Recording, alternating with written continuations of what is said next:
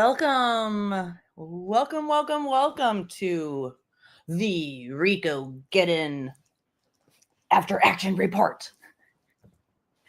Do you all feel very important being part of this After Action Report? Thank you for becoming a member, Adrian. And also, Sherry became a member. I already thanked her, but welcome. I hope you're all having a wonderful weekend and a lovely Easter for those of you who celebrate.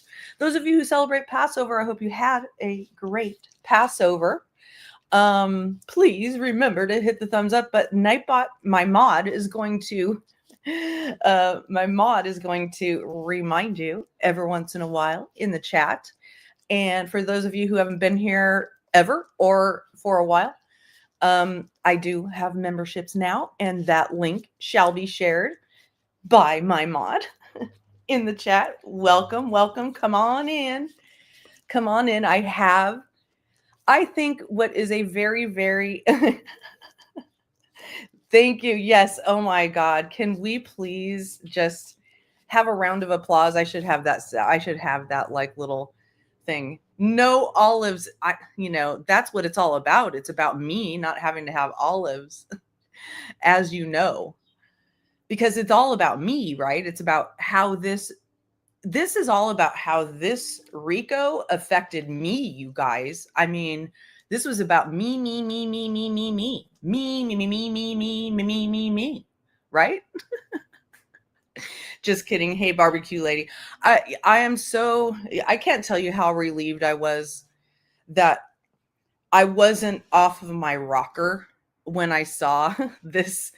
I woke up one morning and I look at my phone and I see that Granny's live going, oh my God, and then I go and start reading this thing.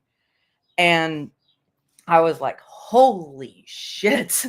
This thing basically says everything, and of course, much, much more than I thought it would say. I honestly didn't think that the judge would come down so hard in the papers. But I mean, obviously the judge was reflecting what we felt and saw. And I guess like one of the biggest, hugest mysteries to me in all of this is how did not just the RICO plaintiffs, that's one thing, but a lawyer, how did a lawyer allow himself to go this low, to be this bad? I mean, just think about this, you guys. Think about this. And you may not have thought about it this way, but I think about it this way. That is precedent setting in Pennsylvania, and it happened in Delco County.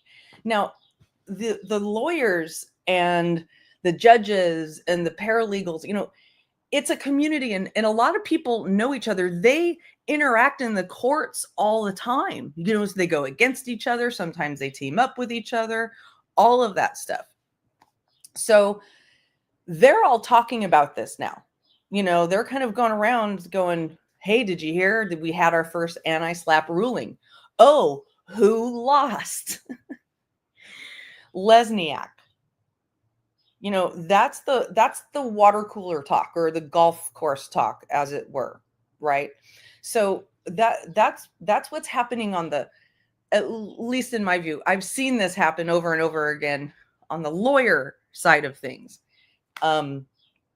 Is talking about how, and I know that they're just marveling at how bad and humiliating this was for this lawyer to be just absolutely, completely slammed by this judge.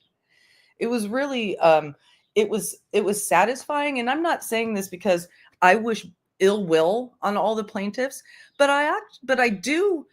I'm glad that they were given a massive dose of truth of what they did. Welcome, Mary Jane. Thank you for joining.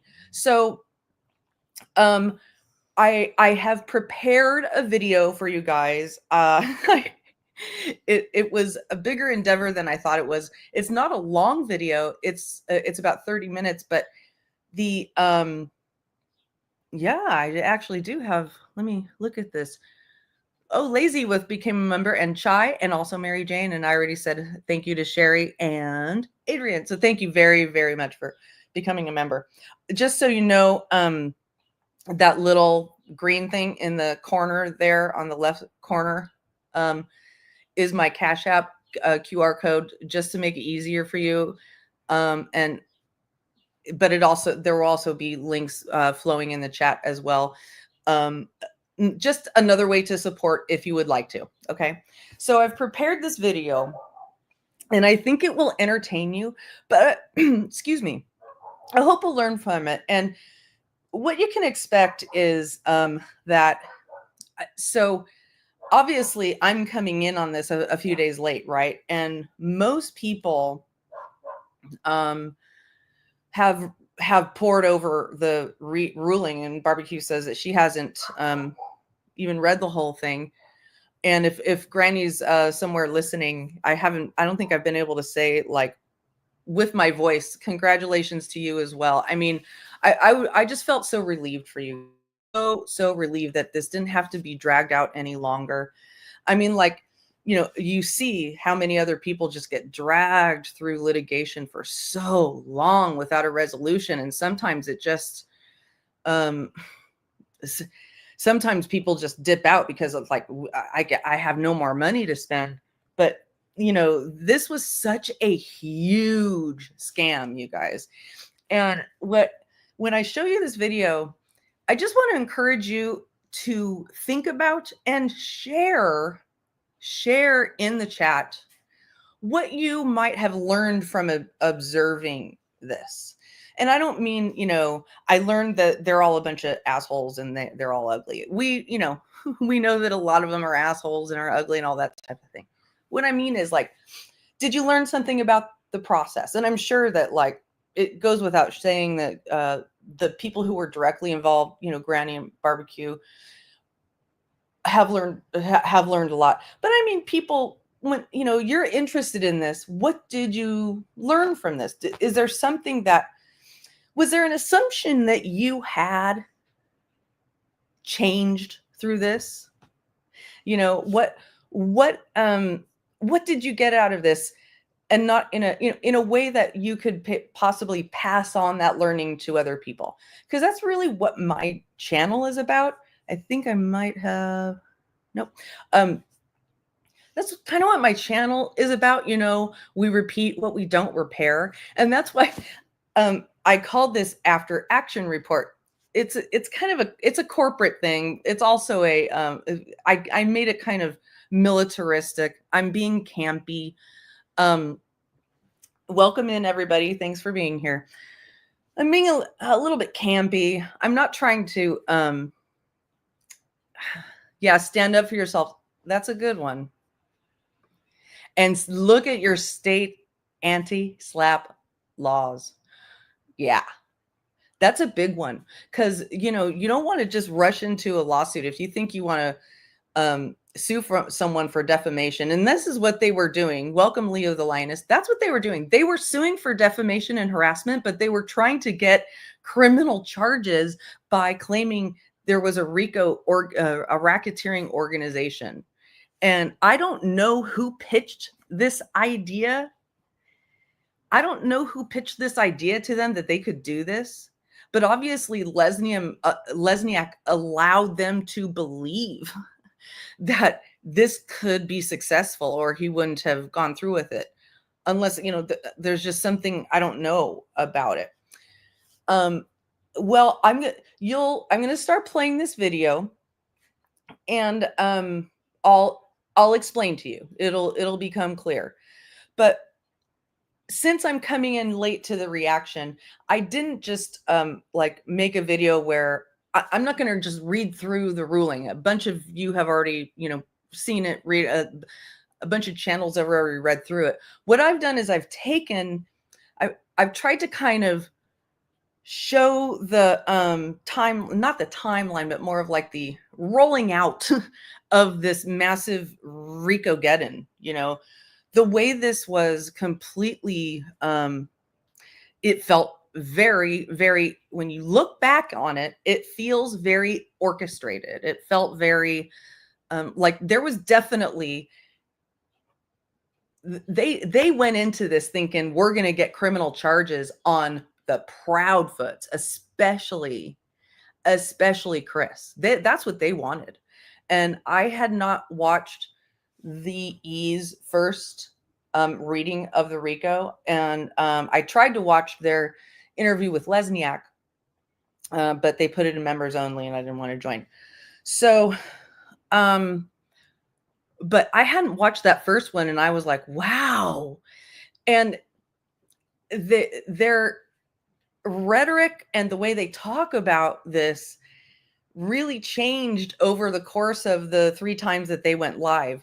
But I'm not just including the E's in this. You'll see a bunch of different people's voices in this and representations. So instead of me just talking about it, I think I should show it to you. Oh, I've never considered that, but now that you said it, I bet they did think that. Yeah. Well, they basically say it. they come right out and say it. And I'm going to pull it up here so that we can just kind of get started with it. And then I'll share with you my learnings as we go. But what I'm doing is basically picking out the commentary that most people have talked about and most people have had questions about. And what my ultimate hope in this is that one or more of those plaintiffs watch this video and learn something from it. I'm not trying to slam them. I mean, I have a huge distaste in my mouth for what they've done here. And I have a huge distaste in my mouth for the lack of awareness of people who think that they are the victim of this ruling. They are the victim of this ruling. No, you do not have to rewind, Daddy's baby girl. Yeah, you do not have to rewind. We're really just at the beginning. I've just been yapping. And welcome everybody. I think it didn't cross their mind that Jess and Barbecue would hire a trainer. Yeah, I truly think that they thought this was going to be open and shut. They come to the table with these notions, and you hear them imploring people to, negotiate, fold. That's what I would do. Oh, that was my dog. He just coughed up a hairball. Anyway, so let's just get going with this. And I look forward to your thoughts. Now, where is it in my, here it is. Okay. Also, I think here, let me put up my little banner here. I do welcome I welcome people's opinions, different opinions than mine, as long as you are respectful to me and others. So just, I've said this before, I really just expect, we're all adults here. I expect people to be adults. So I don't think that's a lot to expect. And I think you would agree with me. Yeah, obviously they actually kind of did use it for media hype. They obviously used dog for media hype, but I think that they thought that they were going to get more media hype out of this than they did. Lawsuits aren't that big a deal in the overall scheme of things. I know it seems like a really big deal to the person who's going through it, but in the news, they want to know the outcome of the lawsuit. Civil lawsuits, civil RICO, especially with a bunch of YouTubers. And Dog the Bounty Hunter, he's washed up. Thank you so much. We Ewok. We Ewok, have we had this conversation? Are you a big Star Wars fan? Because I used to work there, and whenever I see people who love Star Wars, I'm like, oh, they like Star Wars. Hey, Granny, happy Easter. Okay, so we're gonna get going on this video, and I just want to. Oh, thanks for the Cash App I just received. Thank you very much. I want to see what you guys think. I want to see what you guys think. But let's just go, and I'll stop yapping. Something for the show. Do you want to see it? Oh, yes. Ricola.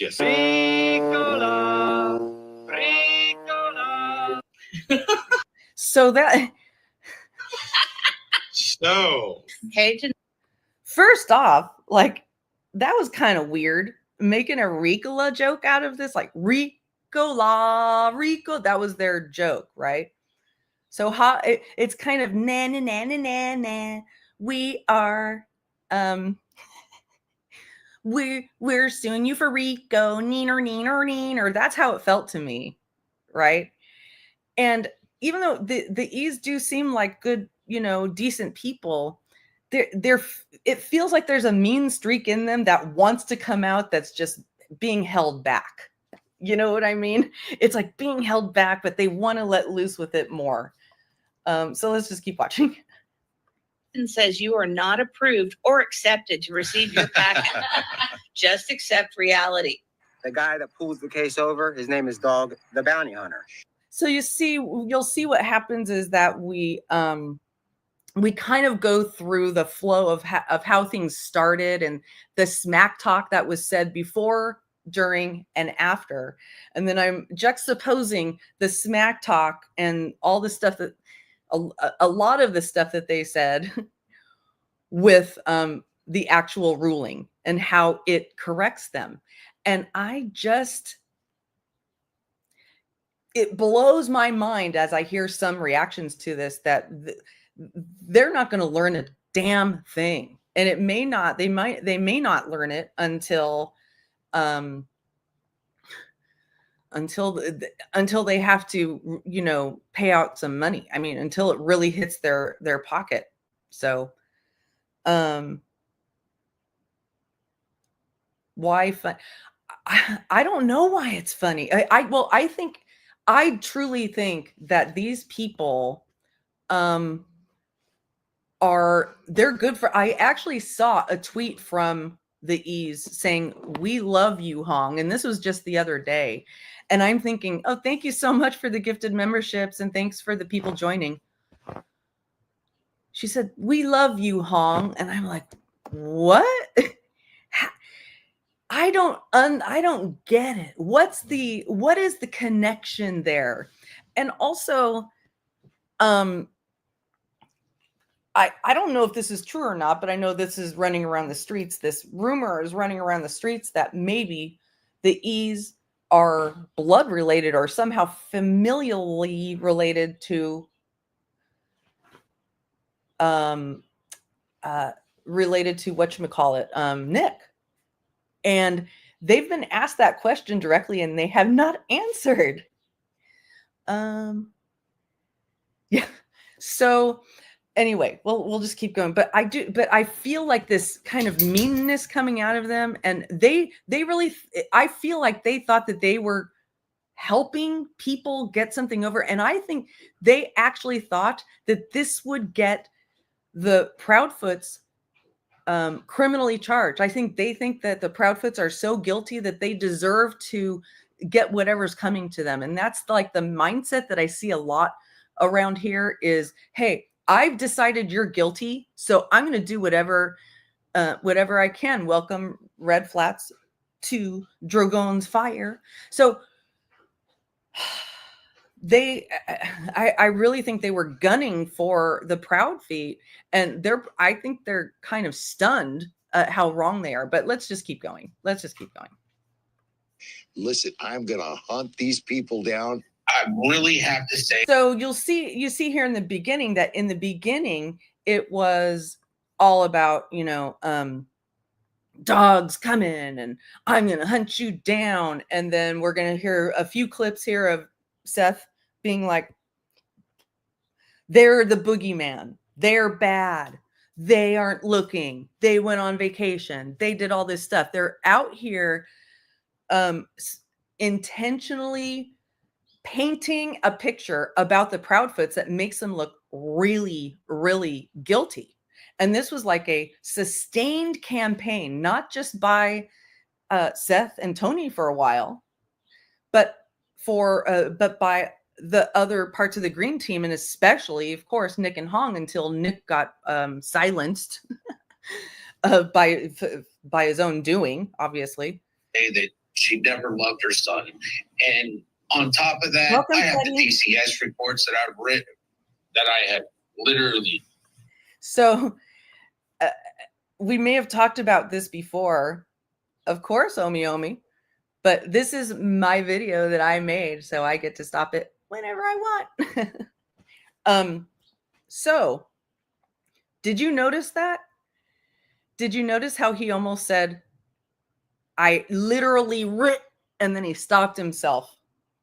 I'm going to show it to you again. I'm sure some of you have already noticed this before, but And I have the DCS reports that I've written that I have literally. they were so hot on those DCS reports. It was so important for them to get those DCS reports out. Did he write them, or was that just an innocent slip up? People get nervous on TV. And this is another thing I wanted to point out. When a big pet peeve of mine is when these bigger channels do these breakdowns, and I mean huger channels, you know, like Deception Detective and stuff like that. When they do these breakdowns of these interviews, they don't understand the baseline of a person before they just make so they make so much they build so much assumption into their analysis. I guess that's the way to put it. So anyway, let's keep going. Wait, is it somebody's birthday? Oh, Up to Good. It's Up to Good's birthday. Say happy birthday to Up to Good, everybody. Welcome, everyone. Okay, let's keep going. Took me an attorney to get them. Sebastian deserves a restraining order from those two. So the Proudfoot, they're scary, they're mean, they're guilty. Katie was the last person out there to see him. That is the sustained drumbeat all along. Okay, let's keep going. Psychopaths. She's responsible for this. Something has happened to my son under her watch. And once again, she wasn't being an adult. She wasn't being a parent taking care of an autistic child. She's not telling everything. I just don't know how long she's going to continue before she decides that she's going to unburden herself. You think she was bullshitting you? Yeah. That morning. What is the one thing you believe would absolutely bring? Now look at these. Look at these. What I've done is I've created a bunch of, hey Tiff, I've created a bunch of graphics to go over what these people are saying. Do you see here? Basically what I did was I said, I don't want to just hear what they said. I want to go through and see what I can see. I want to go through and see what I can see of the writing, you know, what was on X and what was in the chats and what people were saying and things like that. Because we forget that a huge part of this is the written word. And the written word is also can be subject of a lawsuit. So, and all of these tweets, they, you know, if there were ever a lawsuit, they could be subject of a lawsuit. Not sure that it would be successful or not. But the issue is that, I mean, this is relentless day after day after day after day with this type of stuff where you could see, let's show you a little bit closer. See, they did it. They did it. They did it. The monkey did it. And it's really, they were on like this concerted campaign to make sure that everybody knew every single day that the Proudfoots did it, and it escalated and escalated and escalated, especially as it got closer to this decision, and it looked like it wasn't going to go their way. You know, as court continued to go and go and go, things weren't going their way. They weren't. Things were falling apart, and I think they saw that. Sebastian home now. Can I answer that, Seth? Sure. Because mine's going to be unethical. Katie telling the truth. She had a drinking problem. You want to know about emotional, physical, all that? We can check all those.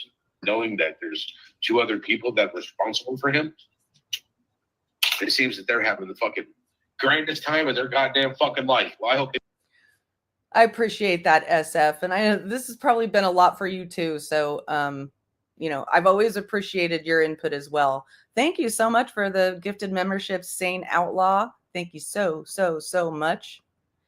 Wait, I didn't read that whole thing yet. You've literally been the clearest voice of reason throughout this case, not just the injunction, but their entire involvement in Sebastian's case. I appreciate that. And again, I'm willing to be wrong. They can tell me if I'm wrong, but you got to prove it. And that's another thing that blows me away in this. The reactions are, but we submitted all that evidence, and they're just not grokking. They're not grokking the that's an old tech word, okay, you guys.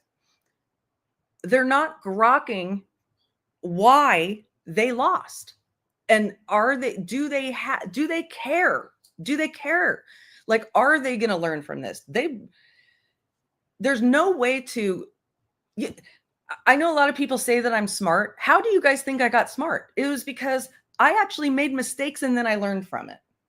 I mean, I'm serious. I'm totally serious about that. I haven't always been this insightful. I know I'm sounding like a total blowhard when I say that, but I haven't. So I just want to, anyway, let's keep going. they fucking enjoy it. Because I believe in fucking karma. When it comes around, I hope it smacks him in the fucking face. And I know he probably watching, he probably in chat. Hi, Chris. Fuck off. I'm not going to let some dirtbag run the show when it comes to finding my son. I've been homeless before. Thank you to my ex-wife for making me homeless. Have this shared goal, right? To find your boy. Has it gotten any better between you and Katie in terms of sharing info? I agree that they knew I agree that the AtNight people knew that they would lose and that this was a scam. I agree with that. There's different motives among different people, right? And when you think about, when you get through this entire video, you'll see that most of the things that they make claims about the defendants doing, they actually did. Okay. And like actually in plain sight. And as you go back and look in hindsight and see some of the things they said, they actually like it, the plaintiffs, or sorry, the defendants in this situation have a better case for RICO against these people than they did, because of the absolute coordination, the firebombing, and all kinds of other things that we're going to see. Feel like a shared goal. It sure doesn't feel like a shared goal. Oh. It feels like it's only my goal. It's like I'm the only one that misses my son. Frustrated on days that I was going that I was taking him back to his mom's. Mm-hmm. And you know, I don't want to go back. I hate going there. She's not telling everything. I just don't know how long she's going to continue before she decides that she's going to unburden herself. I was homeless in California when she filed and accused me of child abuse during our divorce. What she put me through, the hell that she put me through. I didn't have a thing. I mean, we're talking about I went 7 years without a girlfriend. Big accidents? They stressed me out. And I'm not a 15-year-old kid. Why was the stepfather threatening people that were out looking for the boy? Volunteer. So now I want you to pay attention to the fact that now they've got to, as part of this campaign to drag people in, to get people interested, They need people to be angry and fearful. Angry and fearful. And they need to victimize, they need to martyr somebody. And obviously in this case, they have martyred, they have cloaked Seth in the martyr shroud, right? I mean, he's the top martyr. He can be the only victim in their eyes, right? And it really disheartens me when I see people say to me or other people, you know, how can you side with, you know, the Proudfoots? And it's like, I'm not siding with the Proudfoots. I'm siding against vexatious litigation. And I've always stood for that. I've always stood for that. I've always stood for true crime victims' families not getting pulled into YouTuber fuck shit. What really, really got to me here is that the father of the missing child, within a year of that kid going missing, he's involved. He's knee deep. And I think a lot of people are right when they say that he had been kind of sitting back watching YouTube for a while, whether for his own interest or whatever. But it's almost like he already knew kind of the landscape, and he wanted to kind of, you know, I'm not saying that he intended for his child to go missing, but when his child did go missing for whatever reason, he kind of knew what he was, you know, he kind of knew what he was dealing with, I think. How did it start to get here? So, we'll keep watching the video, because I think they would say, oh, it's because I was called poopy words. I was stalked and I was threatened. You're going to hear it. They're going to make all the claims. I was said, you know, it was said all throughout this. Watch. Years were out there and he was threatening them. Is there a family tie between either side of the family, between sexual perversion? Chris Proudfoot was threatening all kinds. I mean, now here comes just like this relentless campaign on, you know, dog is involved in this. So more people are hearing it. More people are hearing it than usual, right? Than they normally would for a missing kids case. So Dog the Bounty Hunter, he has a fan base. He does, whether you like him or not, he has a fan base. So, and some people just listen to him and think he's incredible and that he has all the best intentions. So, you know, so here he is out here saying that stepdad was threatening us. Now, I want to remind everybody watching here that in the papers, in this ruling, the judge said that she literally read every single word. They read every single word of this of their papers and saw no prima facie evidence of non-protected speech or, of course, RICO, because they didn't know what the fuck they were doing. Welcome everybody coming in. I'm sorry if I miss people in chat. All right, let's keep, hey nonsense. Let's keep going.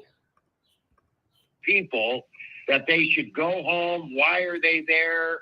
He allegedly sprayed some neighbor with water, you know, because they were asking. So a lot of people. So the judge looked through every single paper. The plaintiffs had their chance to prove all of this, and they failed. So what I would like the plaintiffs to learn from this is they need to stop with these allegations. They need to, I mean, of course they have free speech. You know, they can say, well, we'll keep going and we'll see, because I agree with that. I completely agree with that. They weren't being harassed and bullied they were not being harassed and bullied by the plaintiffs. They might have not liked the words that were said about them, but we have learned through this ruling that you can go around calling somebody, if you just say pedo That is not going to get you necessarily, like, the minute somebody says you're a pedo, you are not subject to a defamation lawsuit. And Betty did a video today calling somebody, or yesterday I think it was, calling somebody a pedo. It's like, they're now, all these people, they're going to whip out their worst, right? But there is boundaries, and we're going to see the boundaries in the paperwork as we go. Welcome, everybody.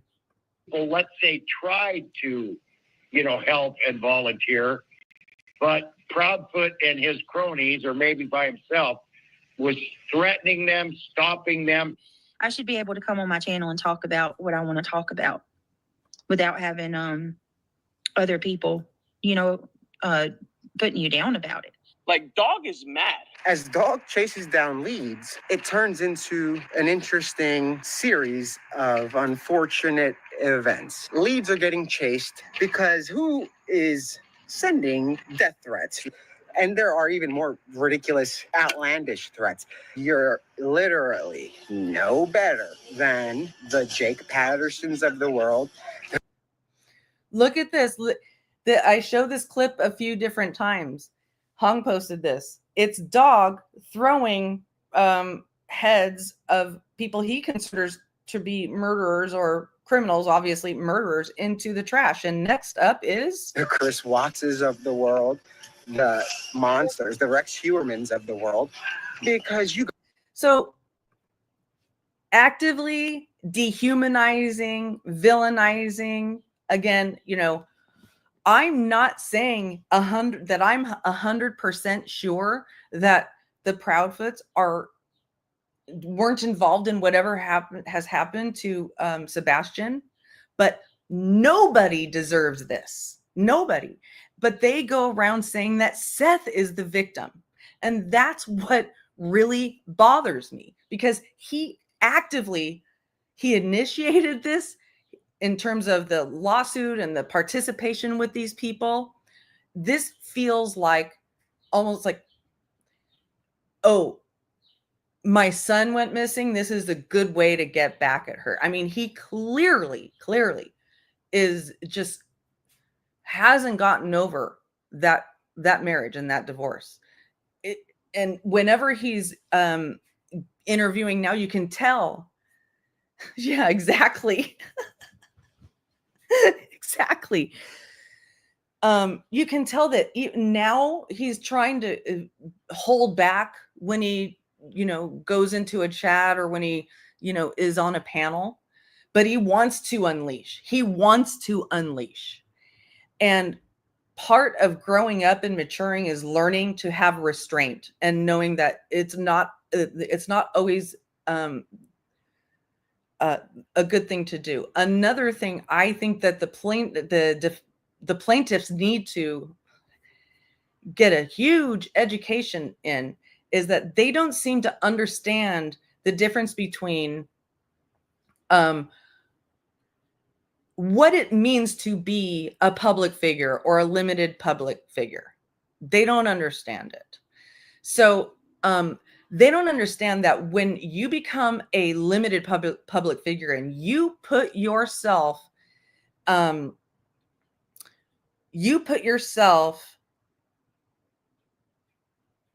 online every single day, you are opening yourself up to criticism, and people get to criticize you as well as you get to criticize them. It's not just a one-way thing. So it blows me away that Brittany, even after this ruling, continues to say that she just wanted it to stop. I just want it to stop. And she still just wants it to stop, as if she has any control over stopping somebody's words and actions. People don't understand the difference between what, God grant me the serenity to accept the things I cannot change, the courage to change the things I can, and the wisdom to know the difference. If you're in recovery, you know that prayer. If you're Christian, you might know that prayer, right?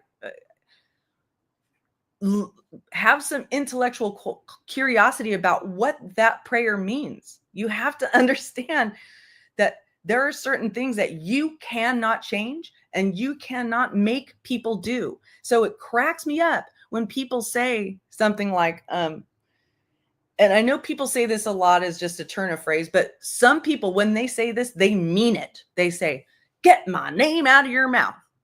Don't ever speak on me again. And they actually think that they have the power to make that person not talk about them ever again. No, no, no, no, no. Especially when you are a public figure. Okay. And you can't just go around and say, no, I'm not a public figure because I don't want to be a public figure. No, when you are online every day, you're a public figure. Okay. So there are different rules, and people think that they can just kind of, that the social rules, social relationship rules, and actually the rules of existing and the culture and everything is the same online as it is offline. It's actually different. It's actually different. So anyway, Seth had spoke about he wanted quit work. Oh, interesting. Yeah. Oh, I remember. Yeah, I remember. I heard like a little bit of that, but anyway, let's keep going. I know I keep blabbing. I'm on a little bit of a roll, you guys. Guys are threatening to kill people that are helping find Sebastian. That gets a not proven. Death threat or threatened, send it to. So now, okay, you guys. Oh, are you mad? Are you as angry and scared? Do you want to help out this poor missing kid's father? He's going through so much. Send us your tips. We will give you money. And this is how they attract people who are desperate. And this is how people get compromised. Okay? This is how people get compromised, because the minute you give money to these guys, they own you. And if you don't believe that, then look at what has happened. I mean, the people, I bet you those plaintiffs, that whoever talked to those plaintiffs was primarily responsible for talking these plaintiffs into going forward with this. All the rest of those plaintiffs are fucking pissed, because this is humiliating. Just make no mistake. This is absolutely humiliating. Okay. So, and if they don't feel embarrassed, they're not seeing this the right way. If they're feeling victimized, then they will never learn. They will never learn. They just won't. And there's nothing we can do to make them learn. All we can do is just keep saying, hey, this is what it is. This is what it is. And a lot of people just, grow up slower than others. Some realizations come slower than others. Thank you all for the memberships, everybody. Did I get this one? The 5? Oh, I didn't say thank you to Whoopsie Daisy. I love your name. Whoopsie Daisy. That's a really sweet name. Whoopsie Daisy with the daisy. I really like that. I think I got, yeah, okay. Just making sure. All right, let's keep going. To us, because we'd love to send it to the FBI. And look at this. I mean, it's not just, so now they're sending info. They're putting out bounties. They did this all the time. Look at all of these these are all different tweets of bounties for information, but they're not just asking for bounties of information from the plaintiffs. They're asking for, other YouTubers that they just don't like for whatever reason. And this is obviously because Cluminati's ex-husband has a past, and we're going to get into that because it really is disgusting to me. It's really disgusting to me that people actually think that it's exposing Cluminati to say that her ex-husband did what he did. No, she's actually the non-abuser chooser. The people who, she's the one who got him fucking thrown in jail. I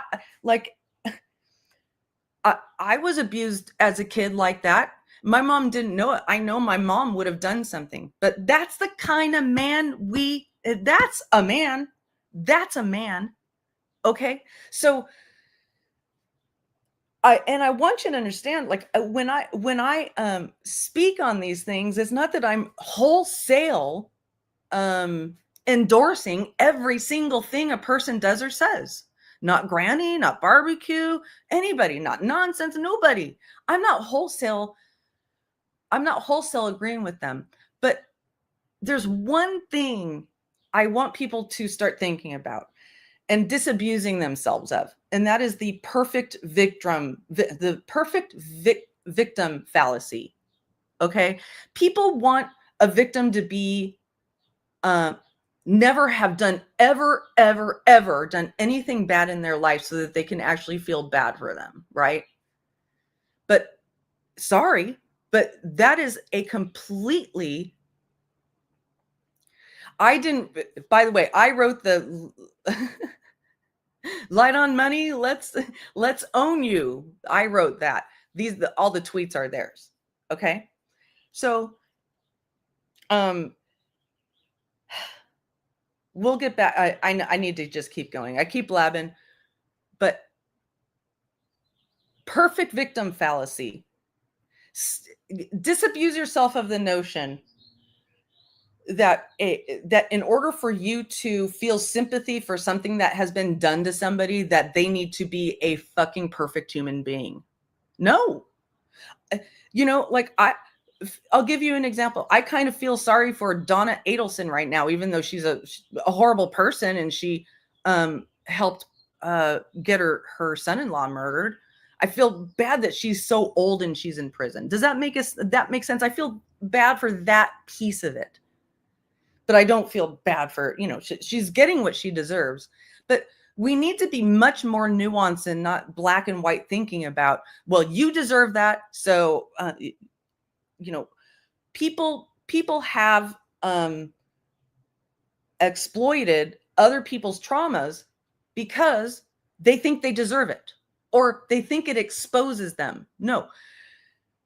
What happened with Cluminati or other people, I'm sure that most women in the chat here, either they have a story of their own, they're keeping a secret of their own of some point in time when they have been abused. Okay. And so when you're out here talking about that, about abuse of any kind, you're modeling for them what the attitudes are and should be. And when you sit here and literally exploit another person's trauma, you're saying, well, they deserved it somehow. This exposes them. This makes them bad. Lynn has mental illness. That makes her, let's expose her mental illness. Well, the mental illness is as a result of my childhood trauma. And I'm sure that many, many in the chat are in the same boat, right? So, okay, let's keep going. To investigate who is igniting this war that has now turned into death threats and very serious repercussions. Those words are not taken lightly. Like, I'm pretty sure you guys need the money more than us, See, that's their thing. You're hearing their early thought process. You guys need the money, don't you? Come along. Let us compromise you. Let us own you. Like, if you guys could figure out where Sebastian is, you could hit. And then when they own you, you're over a barrel. I mean, are you hearing any of these people complaining or bitching and moaning like they probably would want to about this? No, they have them over a barrel in some way, shape, or form, whether it's an NDA or some other thing. Hate us all you like. You're still getting $100,000. To give into the bullying, we're basically abandoning him and leaving him alone with others that have been scared to get involved or stay involved. You're threatening to kill them. His tactic involves silencing people. It involves sabotaging and then stabbing. It's the definition of blackmail extortion. If you don't do this, this happens. If you do. So he's like, this other person, they are the blackmailer, while he's literally saying, And he literally went to Granny and Barbecue and said, give us your money, promise that you won't speak bad about us, and apologize and say that the reward is real. They have a huge hang up about this reward. A huge hang up. They're so sensitive. They're so fucking sensitive about this reward for some reason. And to the point of I feel like it's part of what sparked the billboard campaign that they just did. This happens. You're a fraud. You're blackmailing and extorting me. The Delaware County District Attorney says Nick the Hat, as he's known, was not a journalist, but a fraud. This defendant manipulated the facts and created a story. All. So what you'll see as a running theme here, you'll see this as a running theme, is they describe they'll describe the boogeyman, and the boogeyman is them. They are the boogeyman. So they basically concocted a bunch of allegations and shade based on what they do to other people. And then they convinced some other people who think that it's defamation to say poopy words, and then convince them, right? That they, I agree with that. I actually agree with that. I think they think they're smarter than they are, but I agree with that. Made up by himself. Prosecutors say Hatzafatdow falsified documents to pose as a New York Times reporter and Good Morning America producer to ask the DA's office for comment on a racist email purportedly sent by an officer of the county's adult probation and parole office. The prosecutor says Hatzafatdow created the phony email and tried to pass it off as a legitimate scandal to be reported on his website, perhaps in an attempt to disparage the probation officer who had supervised him after a past conviction. In one fell swoop, he attempted to decimate years of well-earned and good reputations. See, what was he doing there? He was trying to ruin a reputation. Why? Because he had a vendetta. Right? Right? The district attorney of Hatzafatdow? He created this email. He created this false narrative. He created this problem and is now going to face the consequences. Also seized from that home in Broomall, a stolen police-issued taser. Nick the Hat is expected to surrender to authorities on Thursday. If convicted on all counts, he will be doing his next reporting from a prison cell. And I don't think Nick is a danger to society. No. Well, I mean, now, if these people are related to him, it makes read the ruling, opinionated. Read the ruling. Please learn from the ruling. It's not the same thing, but the plaintiffs have called many people pedos. Okay, they have. So let's stop false accusing one side or only accusing one side of what the other side does, because we see you did read it. Well, then you probably saw it's coming up. So just keep watching. Just keep watching. I don't want to derail everything. Nick Hatzafatdow, known by his nickname Nick the Hat, was found guilty of fabricating a racist email from a Delaware County probation officer. An Action News investigation first brought you this story 2 years ago in an exclusive report. Well, he runs a website called YC News, which is short for Young Constituents. Prosecutors say he altered an email to include racist language, then published the email on his website. He was found guilty of identity theft. I mean, if you can't look at the result of this RICOGEDDON that we just went through, how can you not say that he's a danger to society? Because I feel like this put a lot of fuck shit in people's lives unnecessarily.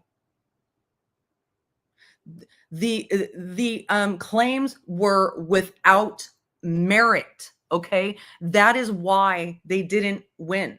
They tried to say RICO, RICO, RICO, but it was actually defamation. And the judge had the courtesy to actually look at it as a defamation case and say, you want RICO? No, it's not RICO. You want defamation? Nope. There's literally not one piece of evidence here that tells me that these people committed defamation or harassment and the plaintiffs had their chance. If they didn't understand that this court proceeding was their chance to submit their proof without just submitting their entire channels over to somebody, it seems like that's what happened. Seems like basically people just like turned their channels over or sent their links over and dumped everything into the lap of somebody who tried to compile this and didn't make any fucking sense of it. Okay, this is dangerous. That's why he's on parole. Forgery and other related charges. Sentencing is set for next month. Right. Yeah. If anything, Nick's in danger. Yes. Mm-hmm. You want war. See, Nick's in danger. They'll go that far. Not only is he not dangerous, he's the one in danger. Darvo, baby. Deny, accuse. I can't believe I used to have that. I don't know why I'm missing. Go ahead and put it in the chat. I know you all know what Darvo is. We'll give you war. I will bring hell down on earth on you so fast that you will think that you're a basketball player. Because you're going to be having so many court dates throughout this year that it's not even going to be funny. You're going to have court dates and it's not even going to be funny. Yeah. How old is this guy? I really don't give a shit how old he is, but he literally talks like my kid might have when he was like 13. I'm not kidding you. My kid kind of talked like that when he was 13, but not with like the thug life voice. The thug life voice. Jesus Christ. What's that other lady? What's the YouTuber's name? Bullhorn Betty. Pretending he didn't know who Bullhorn Betty. He's 32. Interesting. Actually, that kind of makes sense. Yes, thank you, Peekaboo. I can't believe deny, attack, reverse, victim, and offender. There's a lot of that in this. There's a lot of that. Jeez Louise. Yeah, she was trying to find your son. Morning, my beautiful people. Drop my push button. I'm going to point my finger right at those parents and say, I truly believe that they have done something to their child. Now, when I was going through this, and I kept thinking about how Brittany has a tendency to say, I have 9 channels going at me at one time right now. And it blows my mind that she could focus so hard and be so absorbed in that and not see that there's something like 50 to 100 channels going at especially Katie, day after day after day. Just watch. And their child is missing and you don't know if she's guilty. You don't know, but you use the justification that you think she is, so she must deserve it. No, nobody deserves the treatment that these people are getting. And I'm not saying Seth deserves to get called names or called a pedo or fat or anything like that. I'm not saying he deserves it. I'm saying that I see a great deal more happening to Katie, and it's by design. And Seth not only backs it or stands by and lets it happen, he encourages it. Now, a lot of people, yeah, you're right, Oz. I see that. I think she actually likes it. You know what I mean? It's like she thrives in it. She needs it, right? So, I lost my train of thought, but I'll remember it in a moment. Need to play hardball and dig up everything they possibly can. Something has to trigger them. Heck, everyone that cares has been made a fool of. That is absolutely true, and we are working on that. That's the whole purpose of AtNight private intelligence being involved in this case, is to help in this situation.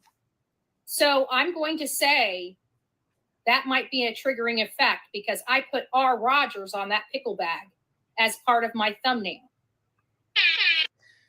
So do you see what she's doing there? This was like, you know, before the lawsuit was filed, okay? Or maybe right around the time of the lawsuit being filed. I didn't date this clip, but she's literally saying, we're here to trigger. We're here to trigger. Oh, good. Did I trigger them? Look, see the pickle bag? See that pickle bag? I did that to trigger them. And they openly admit this.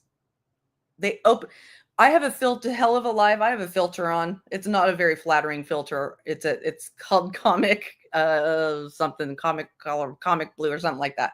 I put a filter on. So it's not super flattering, but I just feel like it reflects how we should take them as literally caricatures of themselves. Right. Yep, I agree with that, Anyanka. At least I really didn't pay much attention to Brittany until all of this. And I see what you guys are saying. I see what's it's very irritating. My push buttons. The drop foots are like See, I'm here to push buttons. That's why I'm here. I'm here to push buttons. So this is coordinated and sustained. Okay, coordinated and sustained. Yes, playing a fictional character, LARPing. Absolutely. Cartoons. Yep. And that's how I see them. So, possibly. But I mean, look at what they just did. They just created they created what, 7,000 pages of documents of not proof of anything that they said, right? Or at least they talked about it, right? They filed this. Thank you for becoming a member, Oz. They filed all this shit, and they rain terror. They rain terror on the plaintiffs and other people on the proud feet. Why did I say proud feet? I don't like when people say proud feet. Proud foots. Okay, so. Look what they just did. I can't say whether all the stuff they did was criminal, but they lied. They lied so hard all throughout this thing to get people on board with their thing. It was RICOGanda. It was RICOGanda every single day. These people are bad. These people are bad. They're a group. They're a criminal group. And I remember that. I now remember what I was about to say. A lot of people say, well, you know, Lynn, we see that Chris Proudfoot's in the background, you know, doing stuff. I've never seen proof of Chris Proudfoot joining a lawsuit to harass YouTubers. You know, I just, it's Proud Feet. Oh, really? Okay. All right, fine. I don't know. I feel like people like this asshole say it just to get on their nerves, and that's why it irks me, because I don't know them. I don't know what's okay with them. But look at what this clip really cracks me up. I'm going to go back to Hong, okay? Because yeah, they did. They lied in sworn statements. They lied all throughout this. So I'm going to go back to Hong. But what is it about this, the way this guy is talking to you? It's like he's literally trying to adopt thug or, you know, mobster life in his words to threaten and intimidate, you know? So,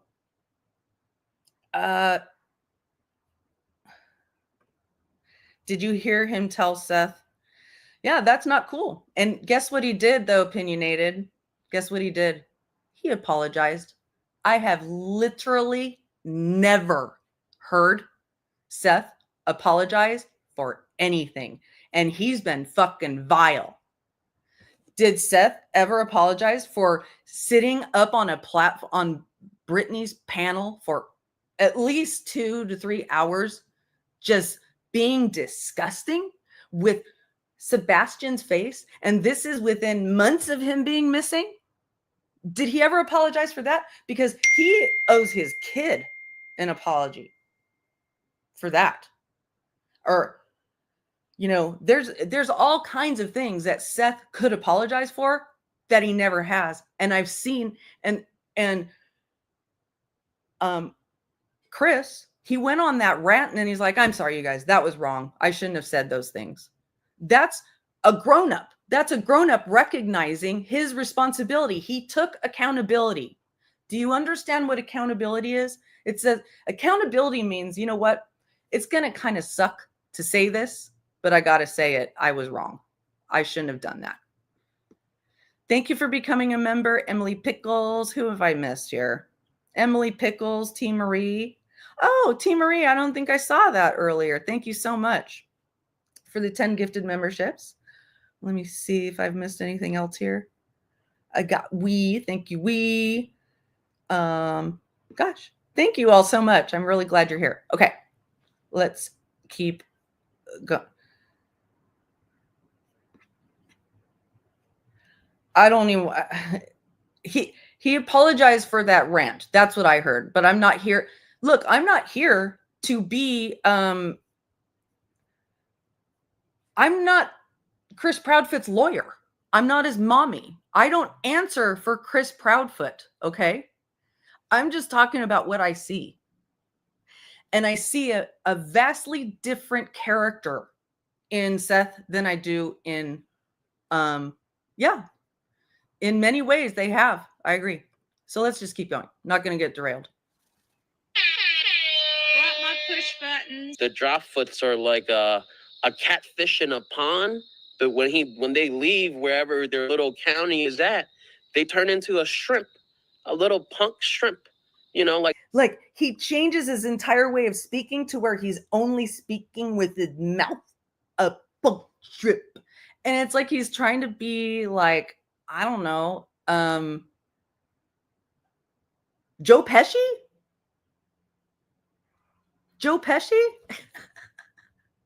I don't know. What's he trying to do? Like, who is he trying to affect here? But clearly what he's trying to do is scare you. He wants to scare the people that he's targeting, and he wants to, you know, cultivate, like he has this like hero thing going on. I'm Seth's hero and I'm Sebastian's hero. We're the ones. And it's literally disgusting to me what they, I'm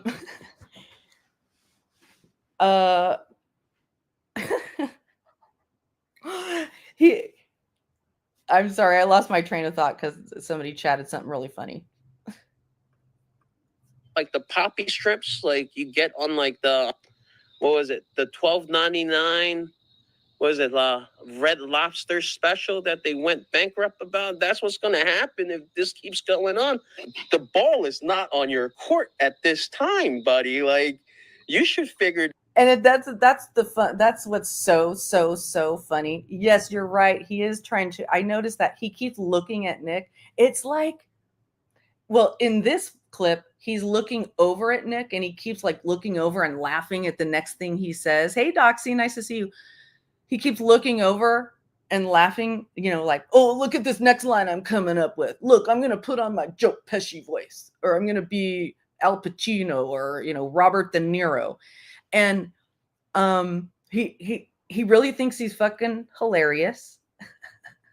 I don't know, Kathy. I don't know if you're supposed to, oops, I clicked the wrong one. Kathy, I don't know if you're supposed to be understanding. Anyway. That what did I see there? I'm calling Nick. Yeah. So Nick is there. I think for whatever reason, Nick is somebody he wants to get his approval and validation. So, oh, you're doing a good thing by acting like a thug, because I can't be a thug. So you're going to have to do it for me, bro. You're gonna have to pick up the wire fraud part of this investigation, where you go online and just lie and lie and lie and lie and lie. That's what you're gonna have to do. Hello, everybody. Hello, people coming in. Out soon, or else the cops are going to come knocking and everybody involved is going to take like 5 to 10. He turned. And now how can he sit there with that thug voice and be like, you picked up, and everybody's gonna go 5 to 10. I don't know. It's just that I don't know, man. Fucking A. Thank you for the 5 gifted memberships, Emily Pickles. Okay. Into a he did it, she did it, he did it. So now, again, Nick is literally describing, he's saying, oh, everybody got into this. He did it, she did it. And we've got literally, dozens and dozens of tweets and, sound bites, and they did it. They're wrong. They did it. And so it's just fucking mind blowing. It was passing judgment immediately instead of waiting for officials to say something. I'm not going to believe a word out of any. Okay, see my caption there? Forgive me if other people have already explored this a little bit, but I have a theory about what's going on with this group. I don't think we'll ever find that out. We won't find out until there's a fallout. Trust me, trust and believe. There will be a fallout at some point after there's payments made, or, after the financial stuff is worked out or not. There's going to be a fight, and we're going to start hearing about it. Okay. It's just inevitable. Okay. But is that what it is? That might be it. But I also have a theory about these guys. I mean, considering the fact that they showed up, it sounds like, to the hearing, not looking so great, especially Nick. And that they seem to be really, really fucking desperate to just be shysters. They're just fucking making money on the take. If they are willing, okay, put it this way. If these guys are willing to use a missing child's father to file a frivolous RICO against 2 YouTubers and 50 does, and to push it and push it and push it and push it and have this sustained campaign over the course of time, do you think that they're not doing other stuff that is not so great, nefarious stuff to make their money? I don't know what it is, but Nick is a fucking criminal. I mean, that's not defamation for me to say he's a criminal. He is a criminal. Criminals have a hard time figuring out how to get out of being criminals. It's been the way they've been made money. So on the, above the surface of the water, they're doing scams and trying to make money above board and kind of look clean. But really, what about me, though? But there's all kinds of other stuff going on. There's other ways that they're deriving an income. Okay. And so that takes a toll on your life. And his lips are all really fucked up. Now, it could be herpes lips, but also in a few of these other clips, Hong is looking pretty messed up too. Like he's blah blah blah blah blah blah, and his forehead is sweating. And it's honestly not my business whether they're on drugs or not. But when you step back and take a look at the overall scheme of things, it's I don't think it's far off to believe that these guys are doing drugs and or trafficking in drugs. I don't know for sure. And yeah, I don't know. Mouths that have a dog in the fight especially when the mouth that has been spewing hasn't been truthful. You muzzled this guy, and you got a loose canyon now. Like, I do not have a filter. You got a loose canyon. I can say whatever I want. Like I say whatever I want. That happened to your child, not even a normal kid. And like, your child went missing, and everybody said you did it. What are you gonna do then? This series of tweets, and there's far more than this, really, really bothers me. Really fucking bothers me, because this is a campaign about how Katie has another guy named Chris, and so now we got to put the scarlet letter on her, and they literally put these tweets out here with the word whore. And there's many of these, many. Now, if you really believe that Chris Proudfoot is an abuser, you just ensured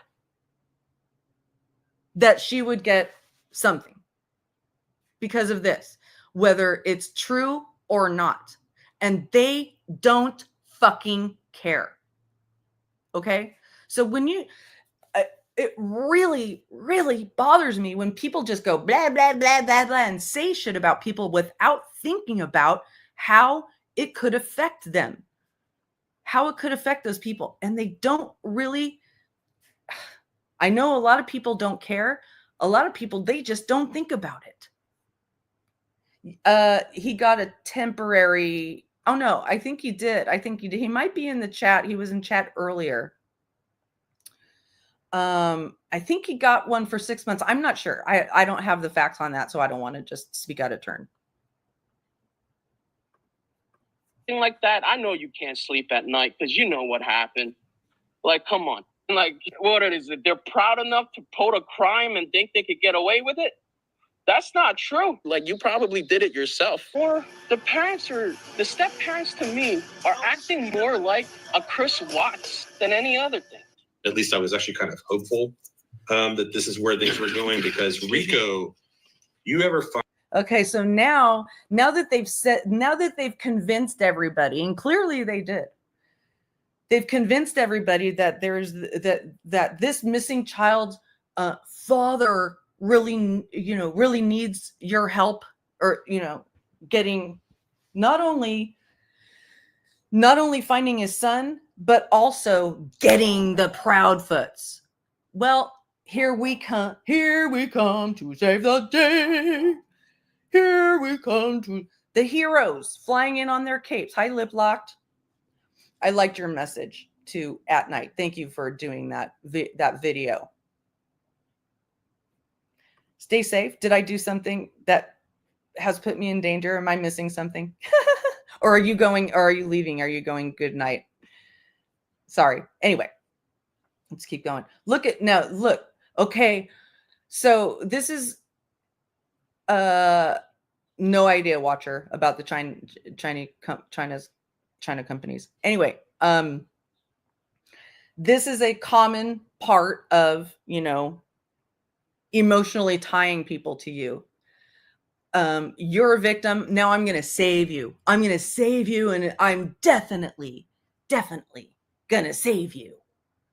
And this is going to be huge. This is going to be big. They deserve everything they get. We're going to go after them with everything we have. Blah, blah, blah, blah, blah. Here we come to save the day. I'm off tune, but Find yourself attached to a RICO investigation. It's not a good thing for you. If any of these people that get named in this hear their name attached to this, it is a gut punch to see. And so this is the first, you're hearing clips from the first stream that the E's did before Granny and Barbecue even got served, or practically even knew that this happened. And they're freaking out, right? And it was on a Friday. It was like, all of this is done so dirty. Oh, okay. Sorry, Adrian.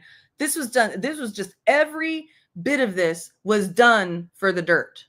you know, to be dirty, to get somebody dirty. You're an Andy Kaufman fan. Brilliant. Yeah. I just like to see. I also like to sing, and I love it when Cletus does his "Oh my God," and sometimes I want to just break out and do it, but that's his thing. But I could, the way Cletus does the "Oh my God," you know, you could hear it down in the throat. Oh my God, I love that. I love that. It's so. RICO. Any group that is organized in concerted effort to commit crime can be prosecuted. Thanks for being here, Body. With these under RICO. If you are involved in this organization and say you get prosecuted, it is up to 20 years. This is serious, you guys. You listen how many times I said it's so serious. It's so serious. You better negotiate A sentence. And I was really surprised at how many different types of crimes fall under the RICO law. So many crimes fall under the RICO law. RICO law. But you claimed defamation. Yeah. Excuse me, guys. It's like a long laundry list of crimes that can fall under the RICO. Yeah, almost anything actually. You know, if it's organized enough. And this injunction it's a federal injunction, and you've got Okay, you guys. Not only is this RICO, but there's Castor and Lesniak. Oh my God. Oh my God. And with, you know, this is sustained. And the people on there, you know, who believe in this think it's awesome. Oh my God, we got Castor. It's federal. Yeah, it's federal, baby. It's federal. Have they figured out it is not federal yet? Have they figured that out at least? Yes, I know, Red Flats. I mean, it's just crazy. Yeah, I did hear that barbecue she was just saying the other day. There's no helping that lady. Some people you just got to figure that, you know, there are just some people who will never be reasonable. You're never going to be able to have a reasonable conversation with them. And it's just a waste of your time. And she's one of them for sure. Lesniak on there. You have attorney Bruce Castor, an acting attorney general. Less than a month later, he led the defense of the second impeachment trial of Donald Trump. This is Trump, Castor. Oh my God, this is totally legit, you guys. This is so legit. It's legit in the tit. We got Castor. He is from Trump team. And Lesniak, even though he kind of looks like he might have lost about, you know, a lot of weight recently due to something that you don't know that may be compromising him. I hope he's not sick, you know, terminally ill or anything. But yes, intimidation 101, literally. An attorney who led for Donald Trump, President of the United States. Okay. And you might have seen Castor when he appeared with Dog the Bounty Hunter. Castor's also a very well-respected attorney. He most famously represented Donald Trump in one of the impeachment hearings. And that is Bruce Castor, who was the attorney. I mean, look at all these. Look at all of this. Look at all of this. Literally, these, and I got to give SF credit for a lot of these here, the screenshots, because he picked this out. You know, that all of a sudden Lesniak is a plaintiff in a case that contains something, and then they go into the courtroom, and the judge literally says, "No, we're not going to prove your lawsuit for you." And even though the judge said in the hearing, "We're not going to prove your lawsuit for you. We're not going to do it for you," she made it pretty clear. And I think probably because it's precedent setting and they want to make sure they got it right. She looked at it in all different ways. She's like, "You didn't file for RICO, but I looked at it as a RICO." Yeah, that's right. He wanted a continuance. He wanted to be able to I mean, they wrote it in all the papers here. I mean, in the ruling, they tracked the course of the litigation and all the many times he failed. You can't fail that many times in that. This has been a relatively quick litigation. I'm sure it didn't feel quick to Granny and Barbecue, but it's been relatively quick in the overall scheme of things. Okay, which is great because of the anti-SLAPP. That's why anti-SLAPP exists. But usually lawyers will make 1 to 2 of these types of blunders in the course of a case in their work, not just over and over and over and over again. Okay. We mentioned earlier that had represented Donald Trump in the past. Joseph Lesniak and Castor are both very accomplished attorneys, but this is going to be a high-profile case. This is Dog the Bounty Hunter and the most high-profile missing It's high profile. Dog. child case in the country, in my opinion. To read a caption. I'm still looking for that document. Profile missing child. So here's the part where I start to actually show the ruling and what it says and how it contradicts what they are saying. Okay. And they're like, he's so legit. And then the ruling comes out and says, this does not look like it was written by somebody who has 20 years of experience. So either you're an idiot or you didn't write it. And there's other indications of there that they believe, that make it sound like, what am I trying to say? The judge made clear that she was side-eyeing the conduct, the ethical conduct of the of Lesniak. I'm going to make sure I'm not. Emily Pickles, did you do another gifted memberships? Thank you so much. This is really helpful, you guys. I love it. I love having you all here. Okay, let's go. Case in the country, in my opinion. To read a caption. I'm still looking for that document that says RICO suit. This woman drives me like, in my opinion. She's so irritating. I don't have, the word I feel for her is detest. I detest this woman because literally she will sit there and go, you don't know how to read a caption. Doesn't say RICO anywhere. Fucking A, Kim. Look at the search that I circled there. The statute, the RICO statute, is cited 18 times. Okay. And I wouldn't have known the statute to look up for my other videos without them citing the statute that they're trying to sue on. Okay. So it's so irritating, but whatever. I mean, it doesn't distract me. I'm still looking for that document that says RICO suit. We have kind of hinted at this a little bit. I've been thinking this for a little while. Okay, now listen to this section here. Oh, thank you, Lee the Bee. Nice to see you. Thanks so much for the gifted memberships. Listen to this. Listen to what they say here. Listen to how they start out. This is literally the beginning of it. The beginning of it. She could teach me at a law school. Yeah, at a law university. I don't teach me what it's like to not have critical thinking. Teach me what it's like to lie. Teach me what it's like to be just a repetitive, disgusting, blah, blah, blah, blah. Teach me how to choose abuse. She's an abuser chooser. She's an abuser chooser. I'm not talking about her husband. Literally, this woman, she sees people abuse other people and she's like, that's my gal.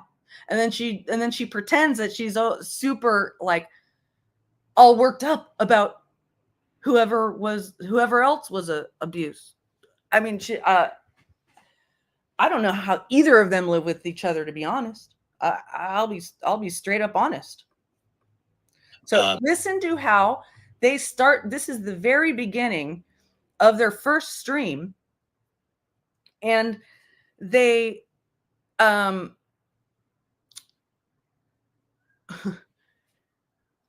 he starts out saying, you know, I've been thinking about this. I've been thinking about this for a while. And, you know, when we had Lesniak on, you know, our show, we talked a little bit about it. I'm actually beginning to think that this wackadoo idea was his. Or at least he was part of the brainchild of it. Okay. Listen to how they talk. Listen to how he's talking. And I kind of want to just go back to kind of where I first started thinking this way as far as conspiracy. I've kind of mentioned it in passing a couple of times on our streams, but I didn't want to get too far ahead of myself or even mess up the investigation. But now that this thing's being laid out in a court of law and being openly talked about, I feel more comfortable discussing the implications of this and what this means. I don't think people see, it's like he's known about this. He's in on it. He's been thinking about this. I don't know the tune of that. Teach me how to do it. I feel like that's more of a percussion than a lyric. I'm sorry, a melody. Anyway, see how he's like, I've been thinking about this. I've been talking about this. It's like he's like, you know, he's been really, really trying to figure out, how do we get these guys locked up? How do we get them caught? Oh, I know. No, it's okay. You didn't interrupt. I know. RICO. Realized what they had walked into. I started to develop the theory that at least 2, 3, and then over time, I came to believe that anywhere from 3 to 5 people probably had direct knowledge of exactly what happened. And privately, I've had the idea that even more than that, probably know bits and parts. And what? So he's basically saying it was RICO that caused. He's literally saying a RICO organization probably caused the disappearance of Sebastian Rogers, and so we need to civilly sue these people for RICO.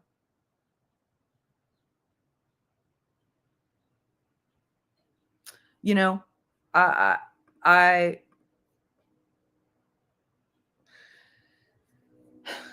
they cooked this up, and then and Nick was crazy enough to run with the ball. And you know what? This is an assumption I'm making. I feel like Lesniak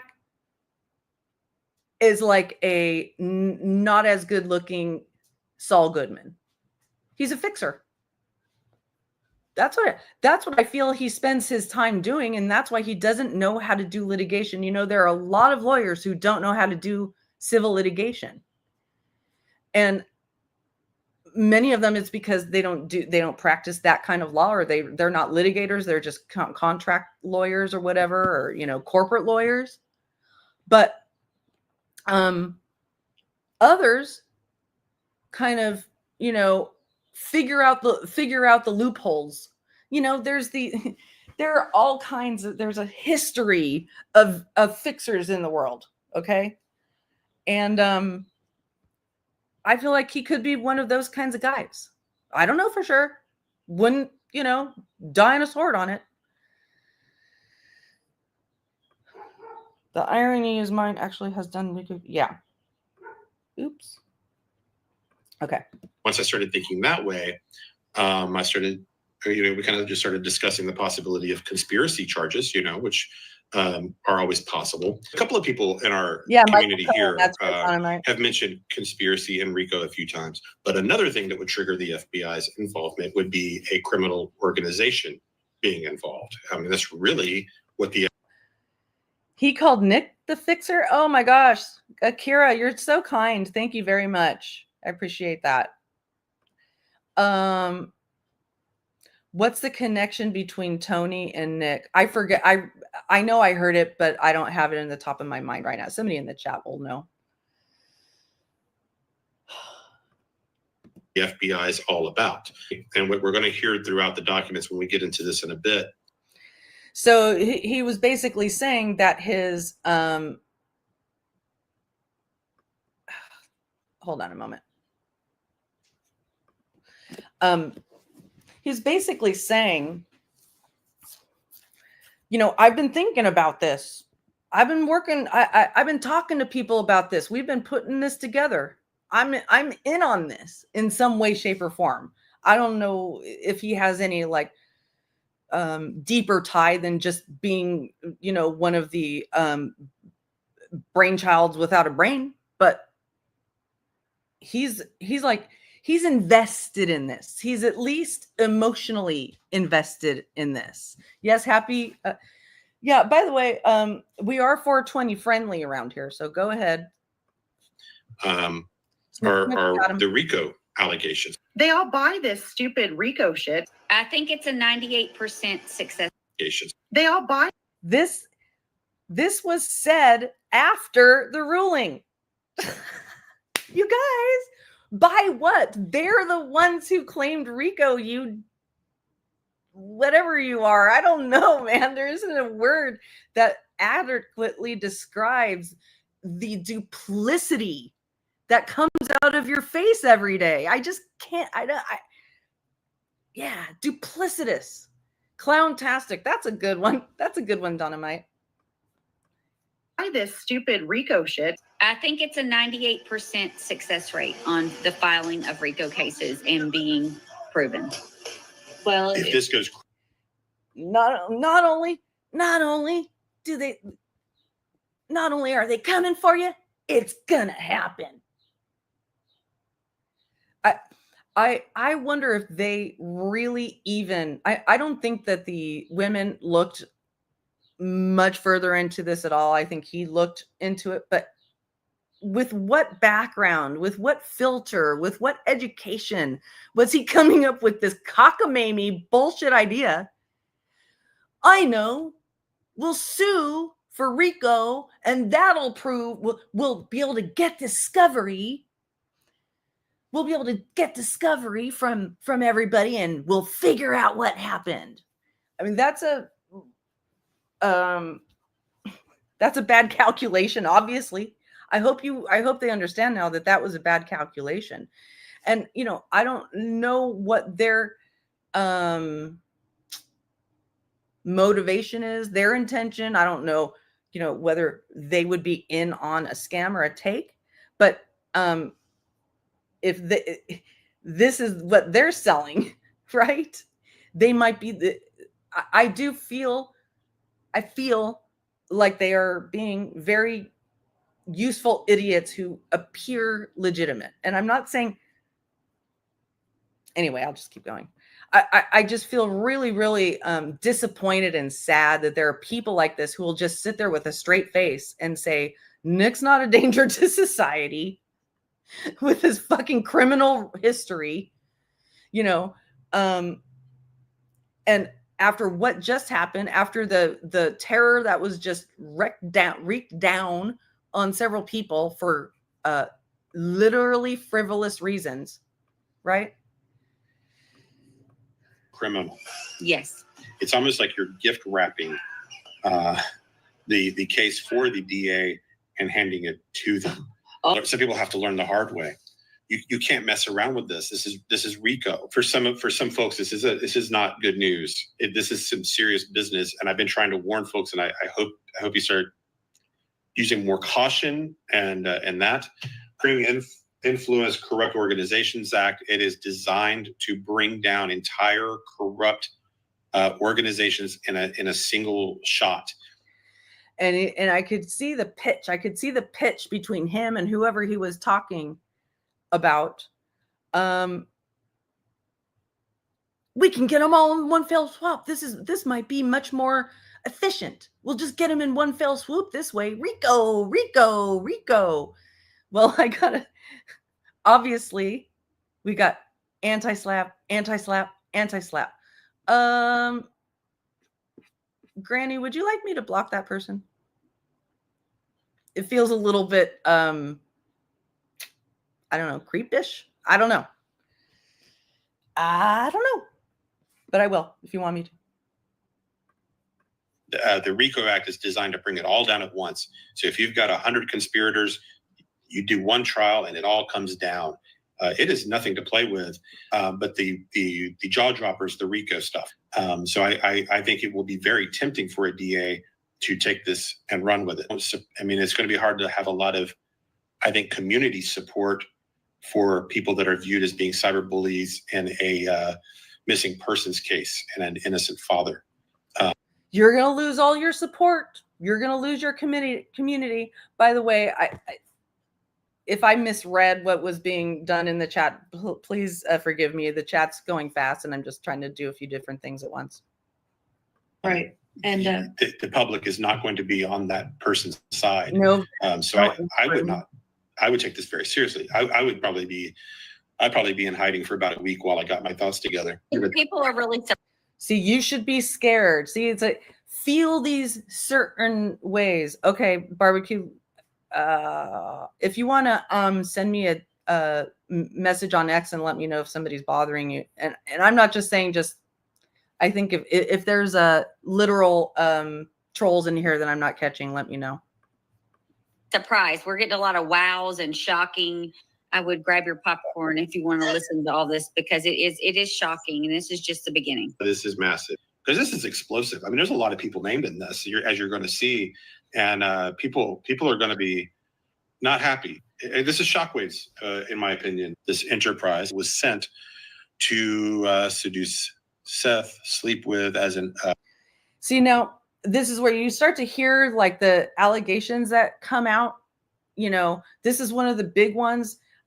It sounds to me, obviously, that Seth actually believed that that woman was sent to him by Chris.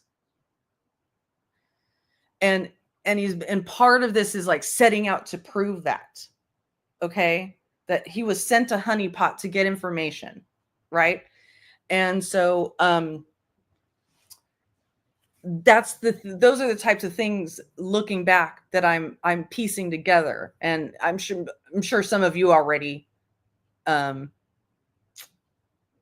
you guys already figured some of this out. You know, for me, a little bit of their stuff is new to me.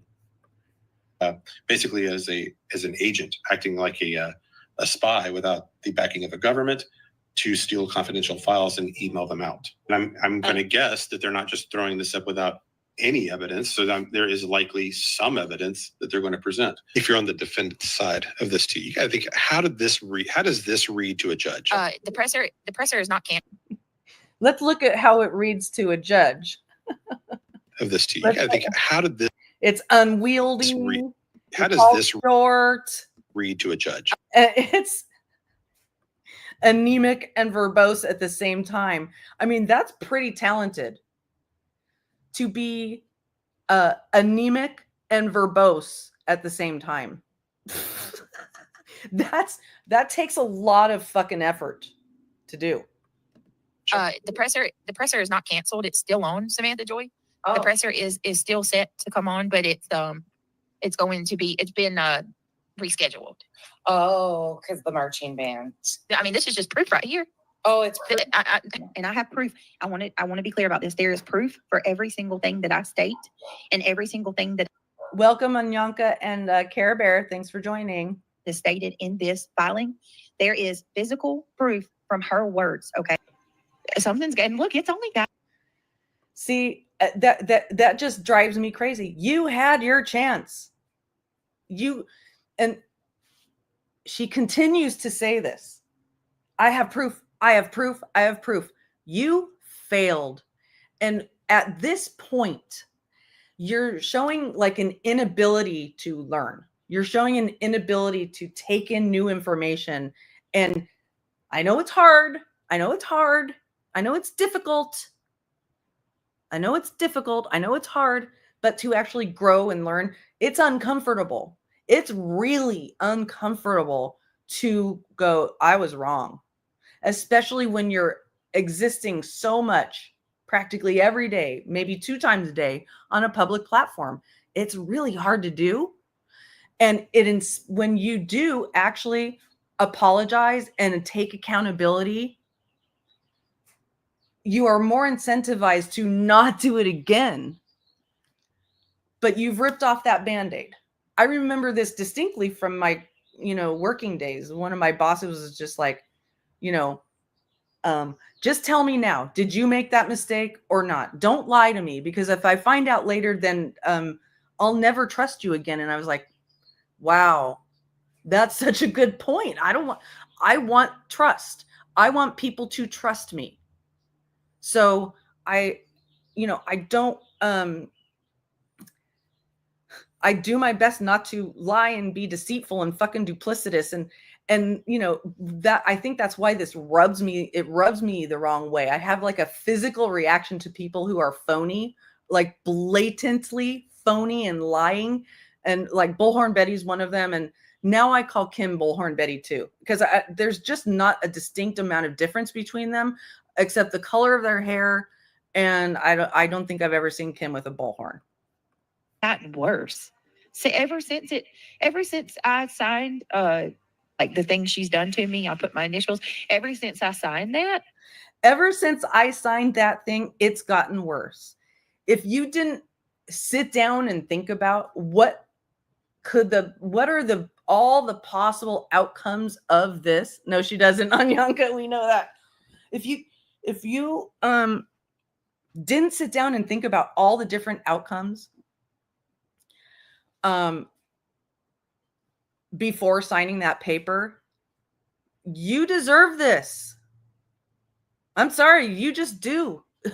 You deserve this. And it's really, really, like, I feel that it moves people further and further away for you to be so fucking self-centered about how this is affecting you, when there's so much going on in the world and you're in the true crime genre, and there are people sitting right next to you who are doing disgusting, shitty things to people, and you're not noticing that, but you're only noticing the disgusting, shitty things that you think are being done to you, to the point of literally suing somebody because it was free.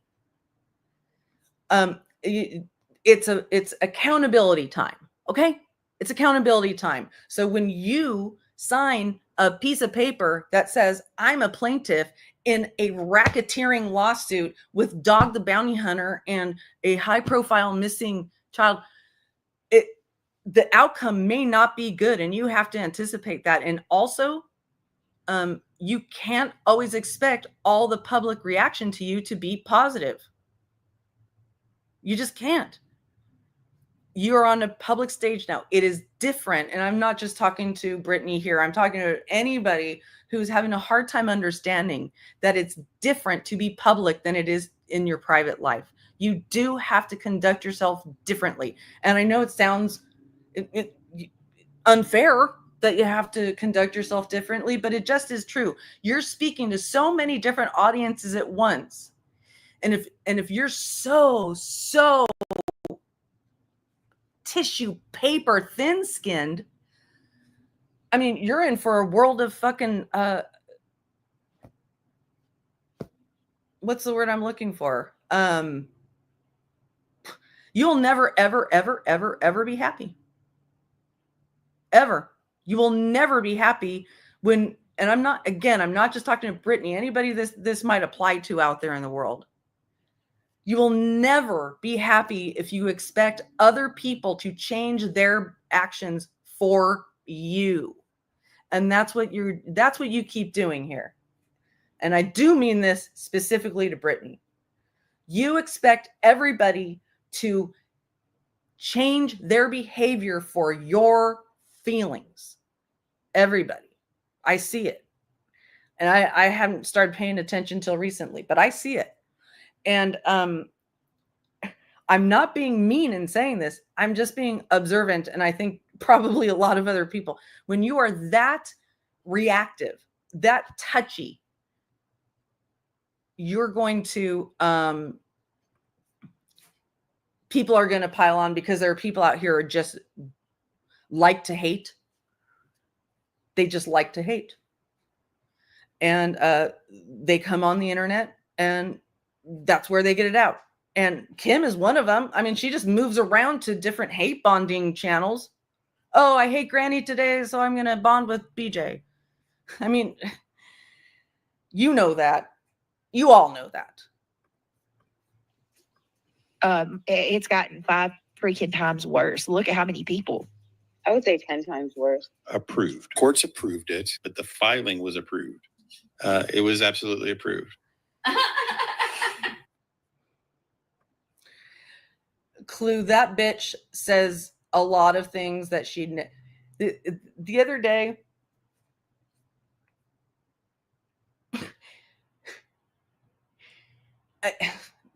Moon is a intentional enigma.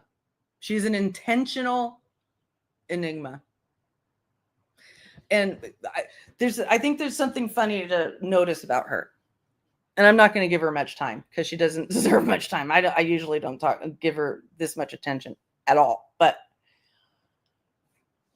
you know who she's listening to because she literally picks up their lingo the next time she goes live.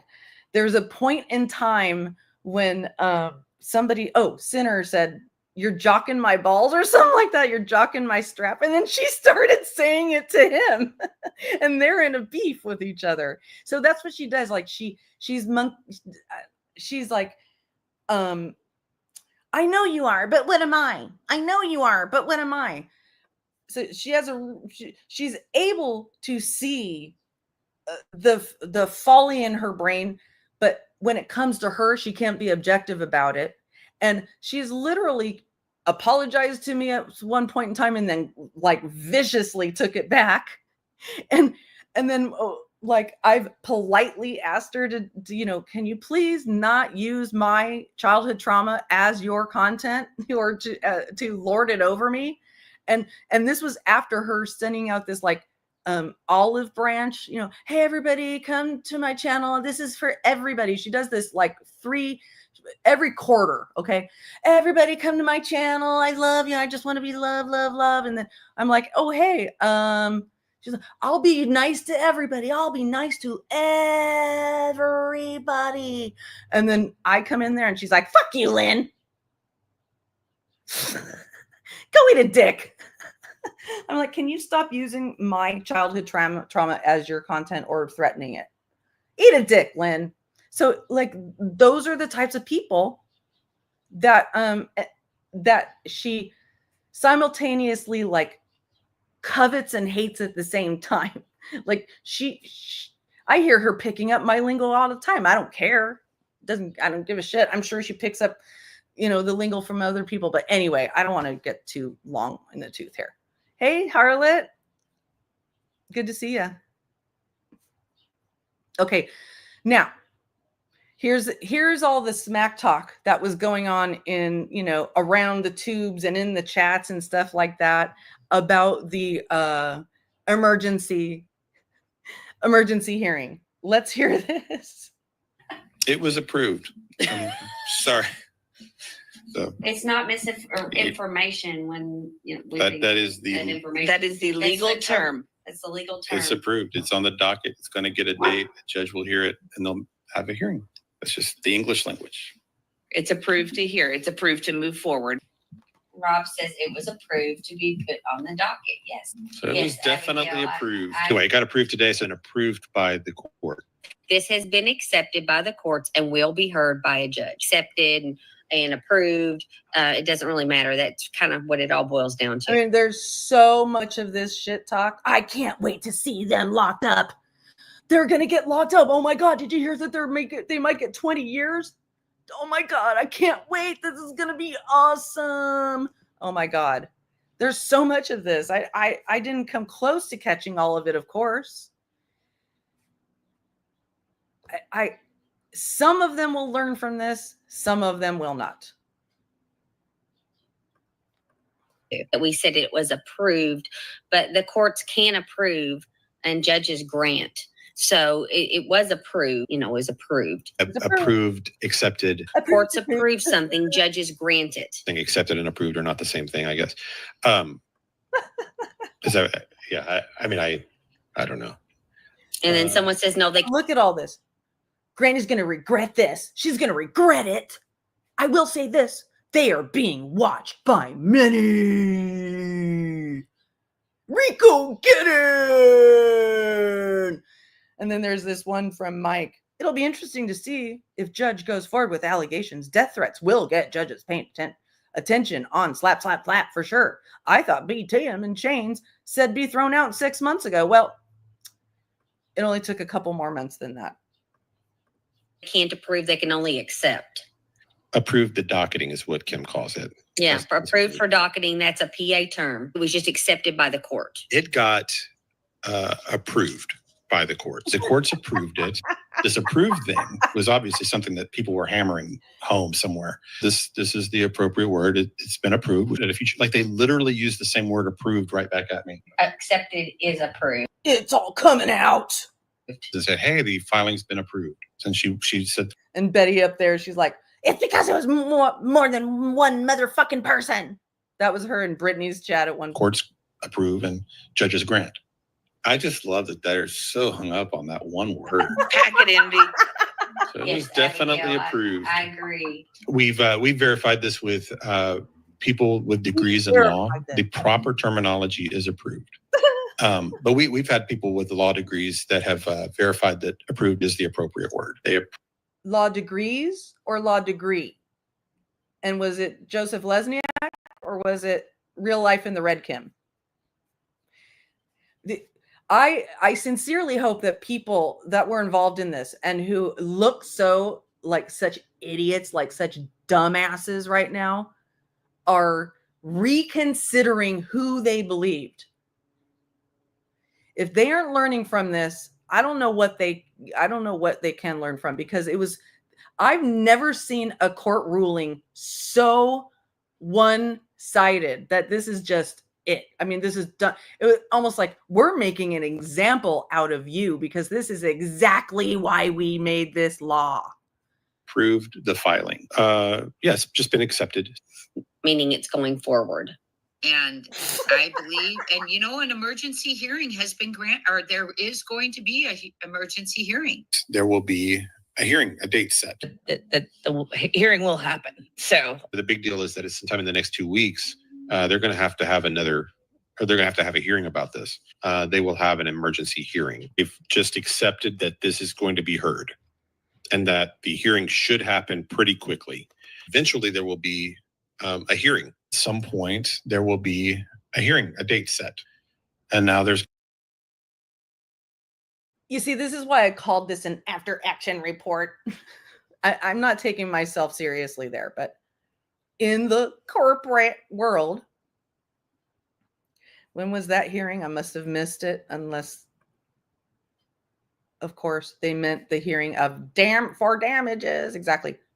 In the corporate world, you go back every quarter and go, hey, we did an ad campaign, or we did a PR campaign, or we made a product or whatever. Did it work? Did we do our job? Are we failing? And if we don't look at our actual failures, we'll go out of business. You have to improve. You have to change. You have to fix things. You have to repair. You have to repeat so you don't repair, so you don't repeat. I'm getting hooked up on my own words, but you see what I'm saying. There's going to be another hearing. So they'll have an emergency hearing at some point, but the date has not been determined. Hong believes that I keep saying, these people's arms are caked with mud, because when you look at the output of social media from several of the plaintiffs, they have literally no business clutching anything, much less pearls. I'm sure they don't have pearls, but clutching anything about the behavior of the plaintiffs, especially when the behavior of the plaintiffs wasn't proven, but we could see it right here. This is straight up Hong tweeting a passport. Okay? You don't do that and then go around saying you're a flasher. You're a bad person. I'm afraid of you. They're the bad person.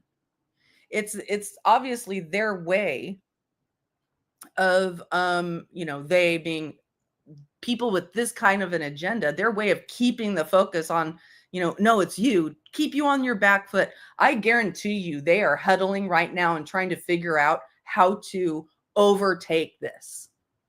Guarantee it.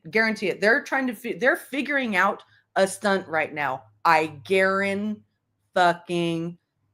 it. There's a stunt coming.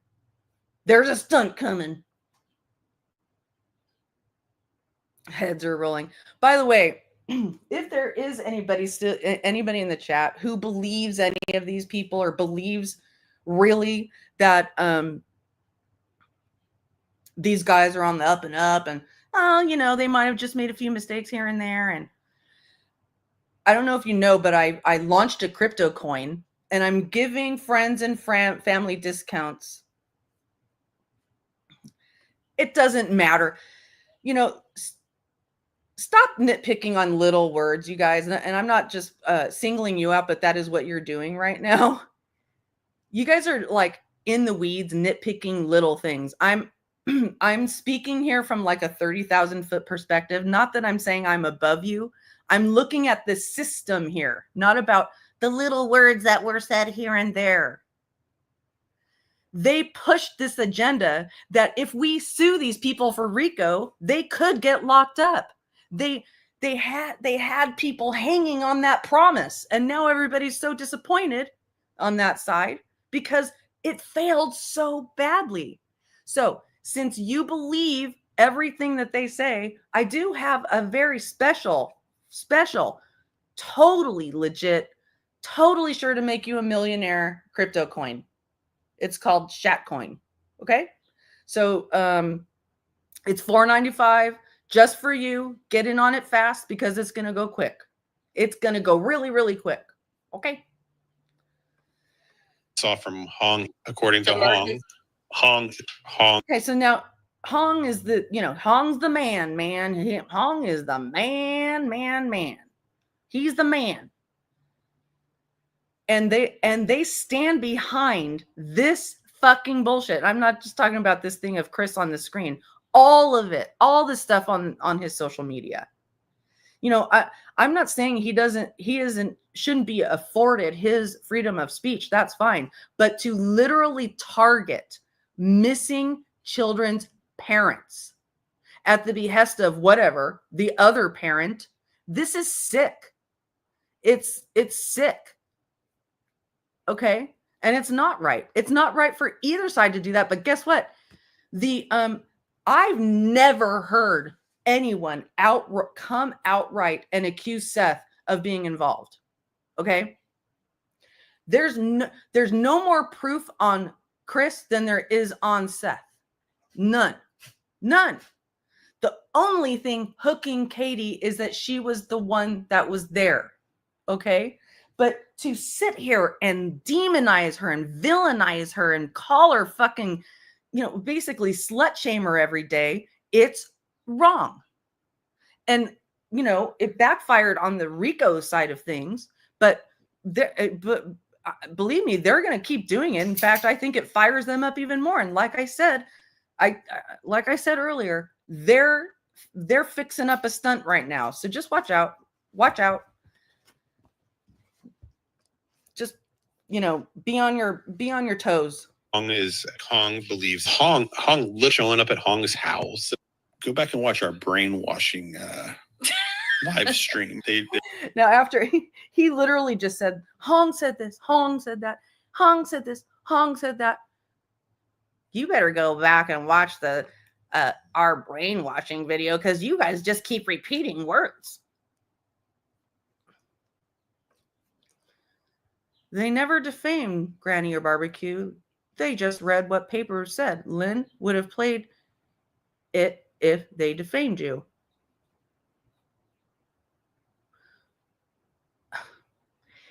The papers were defamatory, opinionated.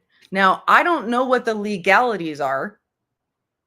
I'm not sure if you can sue somebody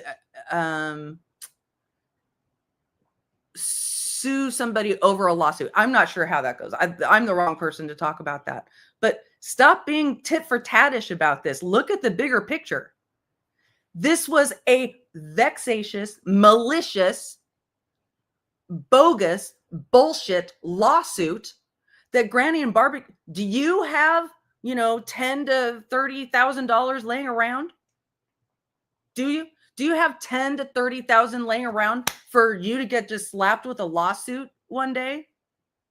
Especially when it's completely illegitimate, that it's literally exactly why the SLAPP statute was adopted by Pennsylvania?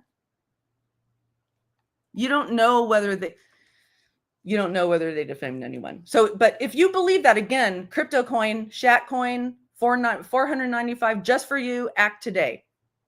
I swear to God, it'll make you a millionaire, but you got to give me the $495 only through Shat. I am kidding.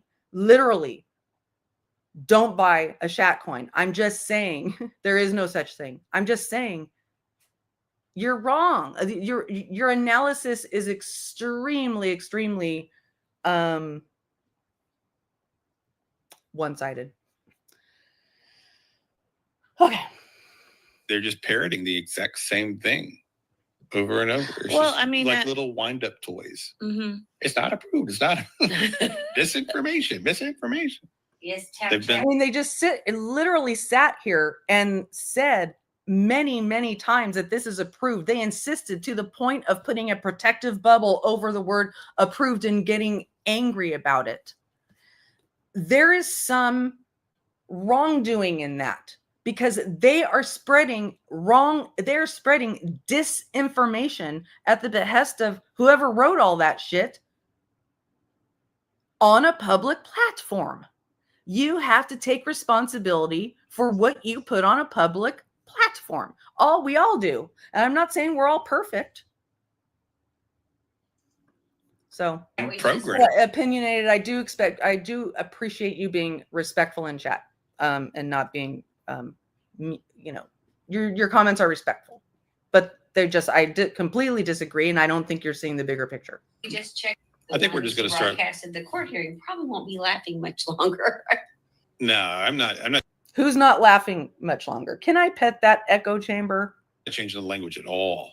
I'm not changing the language at all on it. That's the official language. It's supposed to be approved. He like stretches. He's like, he's like, I need to get this energy out right now because I'm so irritated because I not only was told it was approved, I want it to be approved. I cannot wait for this emergency injunction hearing so we could get further and further along so that we could slap these criminal charges on these people.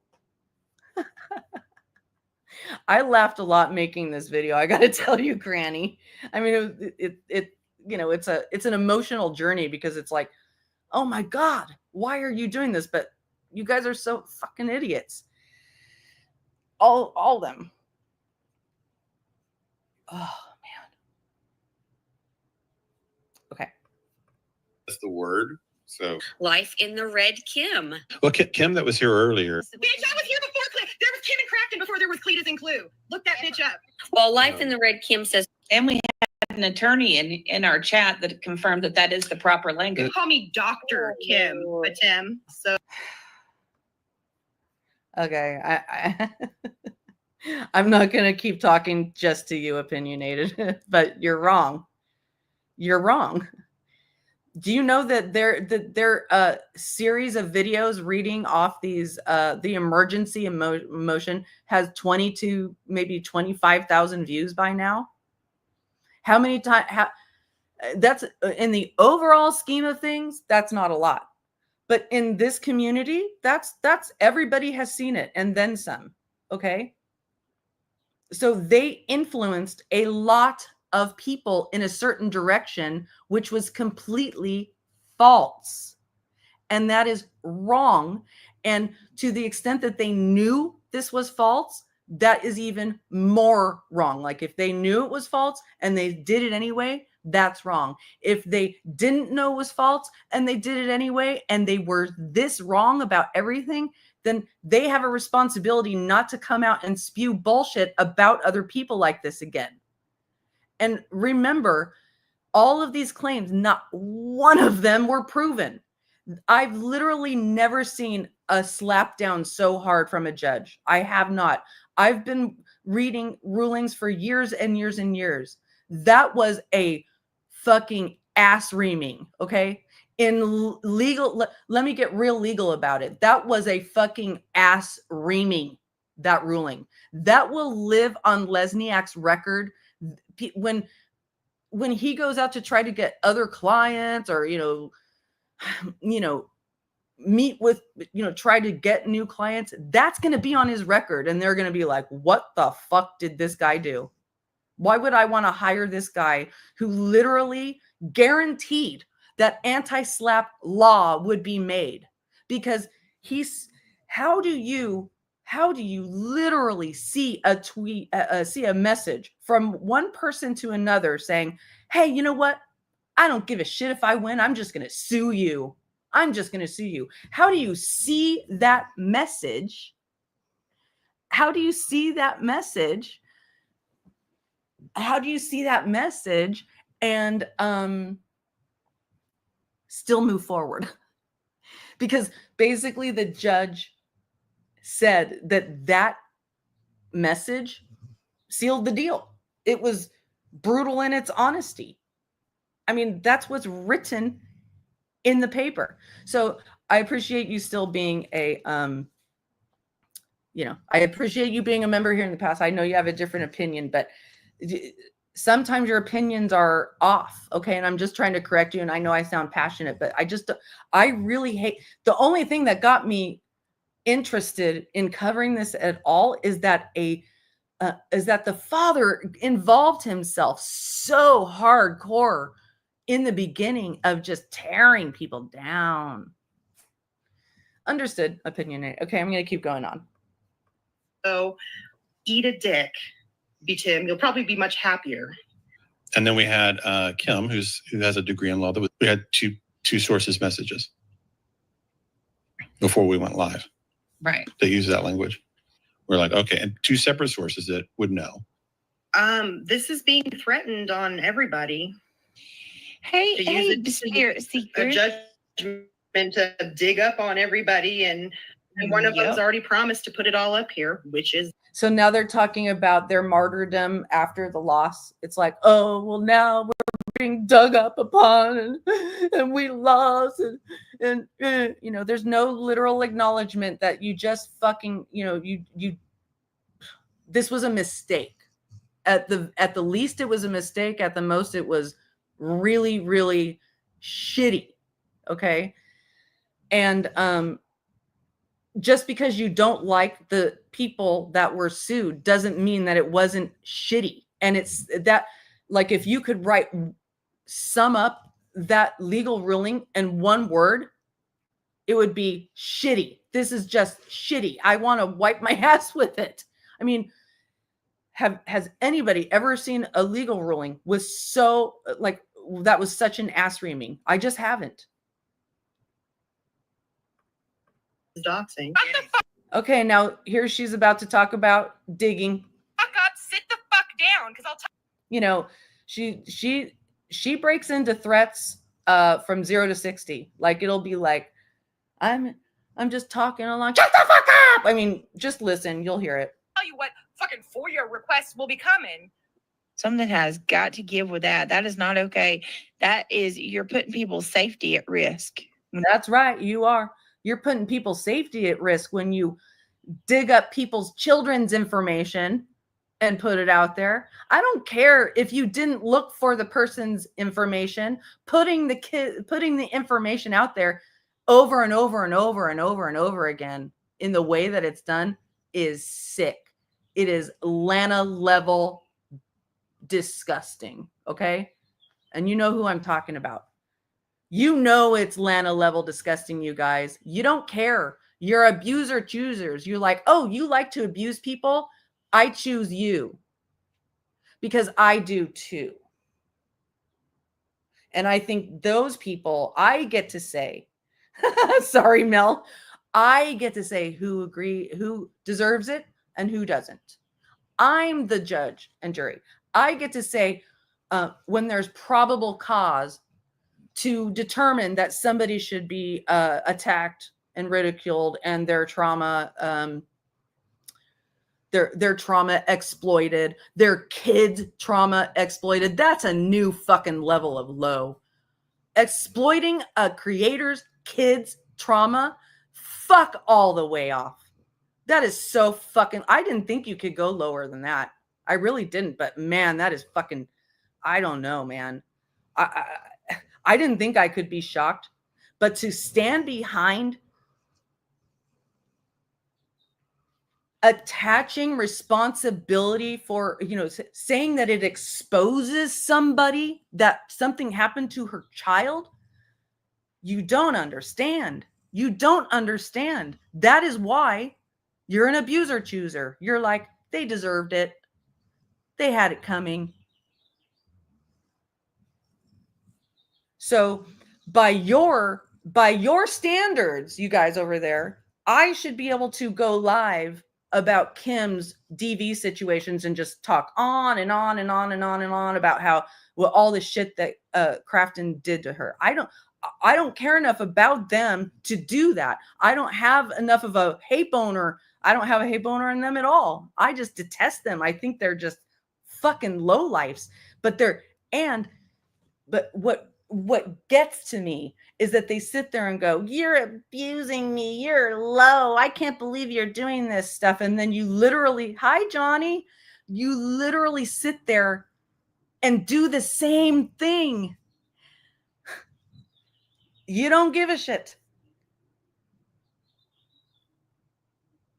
So anyway. When you do that. When they feel invincible now, but now that they feel like they might be entitled to people's tax returns and all the. So, I distinctly remember Kim needing people's tax returns. And I'm not saying this, like saying this over and over and over again. Well, I'm going to call your IRS. I'm going to call the IRS. I'm going to find out if you're doing disability fraud. Oh, I know that Natasha's funneling money. I know that she's laundering. I just know it. Okay, so did you figure it out, or are you now friends with her so you can figure it out? You literally want everybody's social security number. Okay. I just realized I forgot to put one thing in here that the audacity of it. Oh no, I was going to put it. Hi, welcome, Bad Karma. Yeah, Johnny, it's really bad. Whatchamacallit? Well, I'll just keep going. No, it's almost like they become victims of their own propaganda. Remember this? The Prophets got a criminal warrant. They got a criminal warrant. And they couldn't put up those thumbnails and do those lives fast enough. Oh my God, there's a criminal warrant. We finally got the criminal warrant we were looking for. Oh my God, it's happening. It's happening. We were right. And it was a total fucking lie. It was an absolute lie. And you cannot be in true crime and mistake a warrant for a subpoena, especially if you're not going to do a little bit of research before you talk shit. You don't give a shit. You really don't care. There's certain things people have been programmed to believe that they come at me with. I don't even have to listen to other people. I know what they're telling them because they come and parrot it back to me. But we 100% know that it was a subpoena. It was definitely a subpoena. So this was Brittany coming in and sweeping up a little bit. I think she had said it was criminal, but maybe at this point she's learning you can't just go out there and say they're criminals, they got served. That is literal defamation per se. To specific, you're being very specific. You're being very, very specific. Okay. You're saying these two very specific people are criminals. They're suspects in, exactly, Nina. They're criminal suspects. Oh shit. I hate when I do that. It'll come back to me. Just a minute. No, she's not, Johnny. I don't know why they called it a criminal warrant. I'd love to know. I was going to say, I think she was basically like, whoa, this might get me in trouble. This would definitely get a legitimate news organization in trouble if they were to report that there was a criminal warrant served on somebody, especially if they were like a high profile person And right now, at least in the true crime sense, the Proudfoots are high profile, right? So if a legitimate news organization of like Court TV went out and reported that, they could get sued. Okay. So, I just don't think people really want to bother with suing every little YouTuber that spreads information, but it's sick. It's sick what happens on here in the name of missing kids. Why they called it a criminal warrant, but it wasn't. It absolutely was a subpoena. Do they call a warrant subpoenas? But these are you're probably listening to the same people that told you that the cease and desist was a bluff, and then that the preliminary injunction was a bluff, and then. Okay. So what people are you listening to? And you may want to reevaluate that. This is your after action report, and here are your goals, plaintiffs. Write down the people who gave you bad information. You don't have to tell us. This is for your growth. Write down the people who gave you the bad information, and then think about, will I ever trust that person again? Will I ever follow their lead again? If there's an appeal, that's going to be a big, yeah, absolutely. They're fucked financially. They're fucked. I mean, I'm not saying that it's going to be like some 6-figure payout. I have no idea. But I certainly wouldn't want this judgment, especially when it's precedent setting. They're going to be made an example of, but I'm not sure how much of an example of. The courts can be fair as well. They try not to penalize people too much, especially when they know that they don't have a lot of money. So that nothing would ever happen. And so this pattern that somebody's kind of calling the shots in social media and trying to shape narratives, someone that we think is a likely suspect in Sebastian's disappearance. And so here, we're talking about the father in a missing kid's disappearance, and within months of this, he's hooked into a role of leading this team, and they have people signing omertas. Do you know what an omerta is? It's your silent vow. It's your vow of silence. I know. Dynamite. I was like, this is omerta is what the Cosa Nostra does, is omerta, the vow of silence. Okay. So that's basically what they did, thinking that it was going to convince people that if they did something nefarious, were planning harm against people, that whatchamacallit, that if they sign an NDA, they're safe. They're not. they're just not. You think the mob signs NDAs? NDA. I mean, Jesus Christ. When you're acting like a mob, all it is basically, you better trust the guy next to you to keep the secret. And you're basically, since you have committed nefarious acts or crimes with those people, they could turn on you. So you're both compromised. So you're over a barrel. And I kind of believe with that, Ohana, in all honesty. But I don't know. I've seen judgments where I was like, they deserve this much, and the court's like, nope, you get this puny little amount. So I'm not a good judge of that situation. It's important. It's going to be an important part of this case should charges ever be brought. So the charges could be brought. If you've got one of the parents directly running a disinformation campaign through various social media influence. Okay. Put a 1 in the chat if you think I'm gonna pull a granny move right now.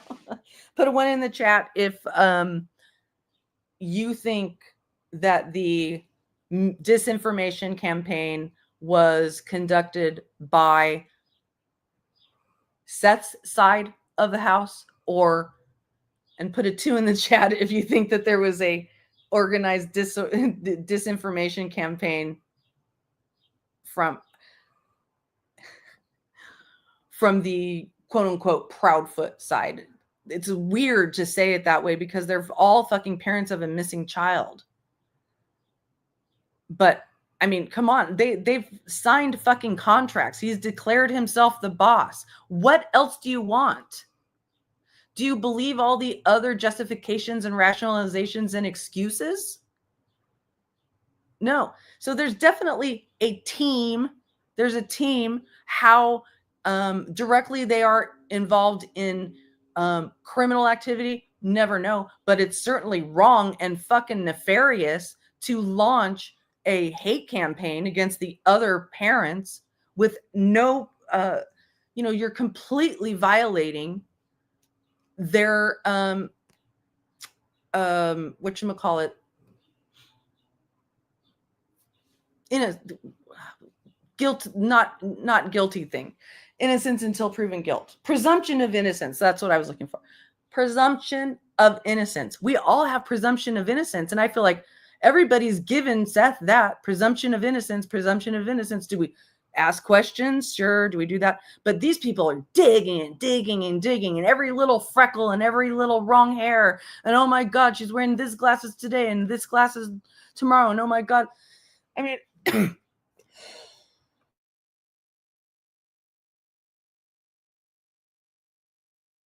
I forgot to put this in here, but they like, yeah, presumption of innocence. Thank you. I'm just going to keep going. Answers. If you can negotiate, let's try to negotiate your way out of a situation. If you can negotiate, I think if I were named on that, I would probably call. If it were me and I was listed on there, I would say, what do I need to do? And people are like, this isn't about First Amendment. It's not. But so I just find it insane that the judge literally had to write. Yeah. Excuse me, I'm having a tickle in my throat.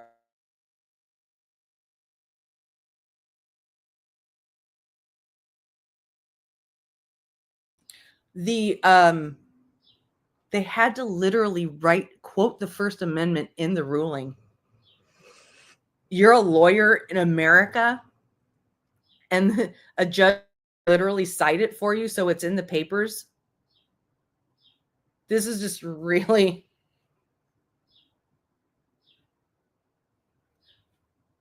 Yeah. First Amendment really has more to do with the government's ability to censor us and prevent us from having political speech and everything else. I mean, it goes a step further. You learned... So the issue there is that we are in the public square. We are discussing. Yes, thank you. We freeze. Thank you. We. I need. Please excuse me. We are in the public square. And if your comments and commentary and actions go out onto the public stage, it is subject to the laws of the land, and the Constitution supersedes all. Okay? So it supersedes all. So I agree that the platforms, like it's not unfortunate that it's not up to the platforms to govern our First Amendment rights. It's up to the government to make sure that we are able to keep our First Amendment right. The courts are there to determine when those rights are being violated or when someone is violating their right to free speech and saying things that are like a true threat. Now, you also have to be very careful about what you believe is a true threat. If you need to be, it can't just be, I'm going to come bop your head. I'm going to, next time I see you, I'm going to do this. There needs to be much more to it. And so, I'm not a lawyer, so I don't want to be sitting here giving legal advice, but you need to, before you take such drastic action, you need to understand drastic action, like entering into a RICO lawsuit with 10 other plaintiffs and suing 2 other people. When you literally don't know what the outcome is going to be, you need to check into what is that outcome and what are all the parameters. And do I think what a threat is what a threat is? Because I remember, I know I've said this before. I thought I knew what a real threat was, but I didn't. I also really didn't know what real defamation was or real intentional infliction of emotional distress. I got a quick lesson on that stuff. And so you can't just like throw those words out here and give really thin, shallow definitions and then believe that you have enough to go on to take such a drastic action as to sue several people on a public platform with a high-profile missing child's dad and Dog the Bounty Hunter, knowing that that's exactly what it's for, is to get the oh boy, B Tim's here. I think everybody's getting hot under the collar. Don't sexually harass B Tim. I'm just kidding. I know he's a grown man. I haven't even seen what's going on. I just know that there's some crushing going on. Further than just freedom of speech. And right, I'm not going to say the word, but calling someone a P is not free speech. I would be very surprised if that anti-SLAPP were successful, but they might win. I just... They're so very doubtful that it was going to be successful. And literally, not only was it successful, but whoever wrote this paragraph in the defendant's motion made case law, because the court's like, you know what? This guy's right. I'm just going to pick up exactly what this guy said in the court documents. It is so spot on. Although the text from Plaintiff Mathis is clarifying in its brutal honesty, we don't need to prove that this lawsuit is precisely the kind that this legislature sought to curb. So they didn't need it, but that sure sealed the deal. Yeah, I know, barbecue. I mean, yeah, I know. I remember when you said that was the only piece of evidence that they actually took from they took from anybody at the anti-SLAPP hearing. So the complaint itself has all the marks of a SLAPP. It's 83 pages, 350 paragraphs, and 300 pages of unattached exhibits. The complaint utterly fails to adhere to the most basic rules of pleading in the state, forcing the defendants and this court to wade through its nonsensical claims to decipher. This is brutal, you guys. This is brutal. Like for the judge, the way this is written, and not only that, but that the judge just said, yep, I rubber stamped this. This is insane. Okay. I already read that part. Nonsensical claims to decipher the nature of the allegations against the plaintiff's claims aimed at defendants. Right to free speech to allege. Fail to allege any kind of requisite, particularly the content of the actual statements made, despite the fact that many, if not most, of defendants' statements as plaintiff's counsel admitted to during oral argument are recorded.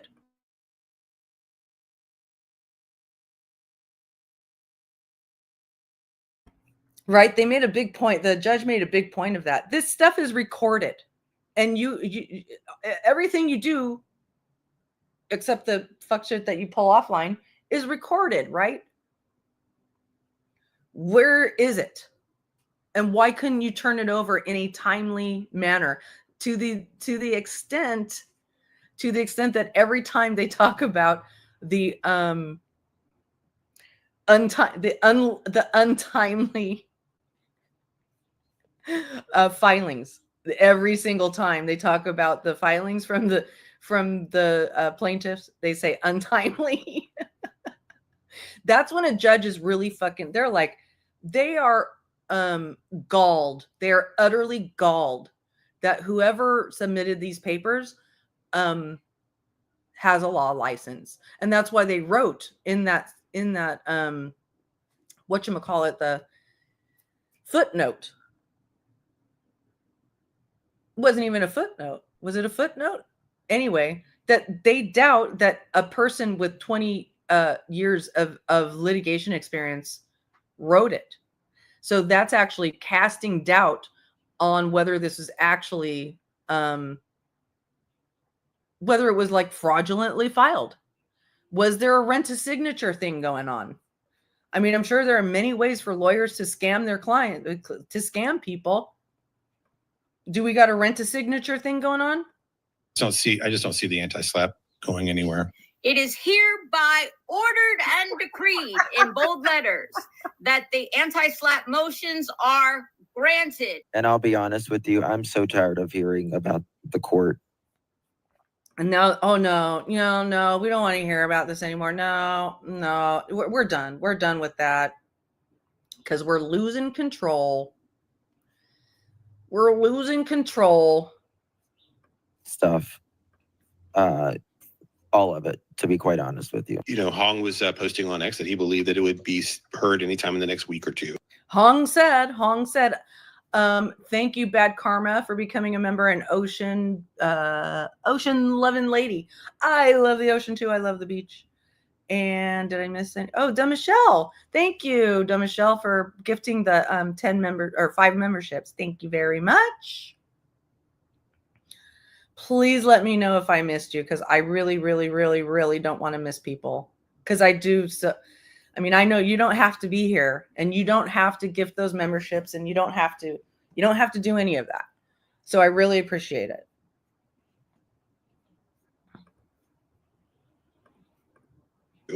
And then yesterday, the judge just made a decision on all of it, on the anti-SLAPP, on the initial injunction, and on this emergency hearing. In a sprawling and at times almost incomprehensible document.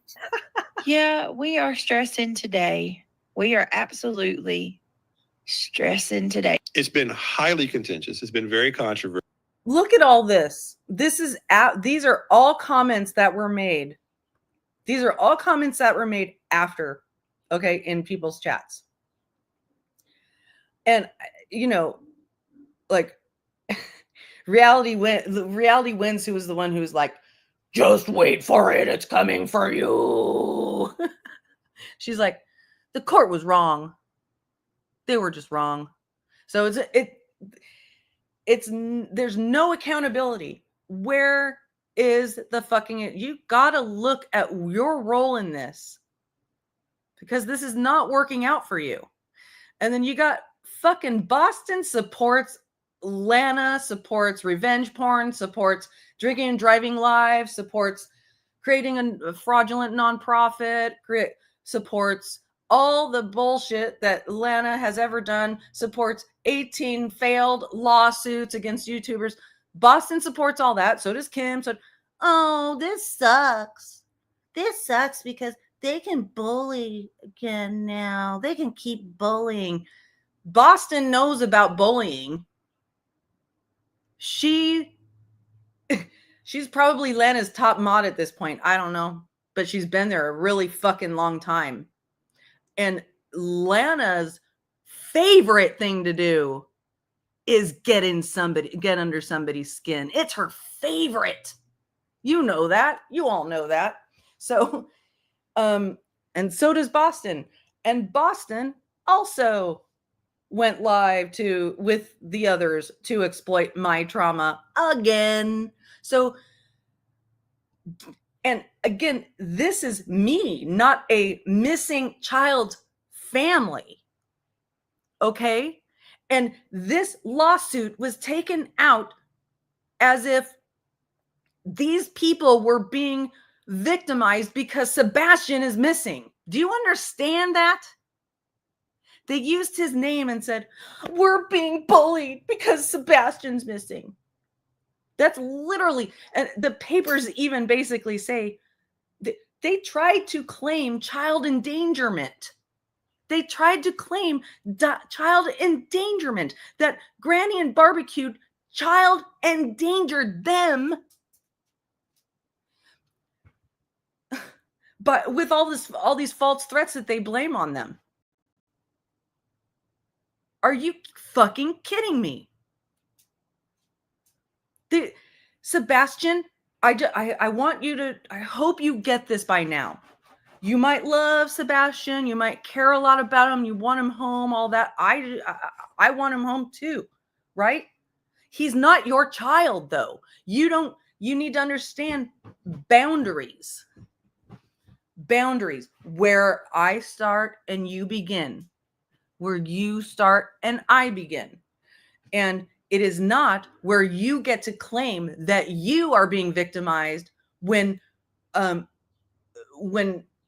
Sebastian's case is getting bullied. I mean, come the fuck on.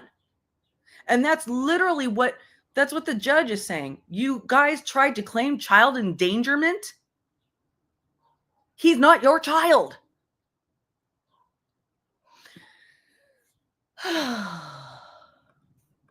Controversial for the last 6 months. It's been. Oh, bullying's okay now. If you're on the other side and have an ounce of decency in your heart, please take.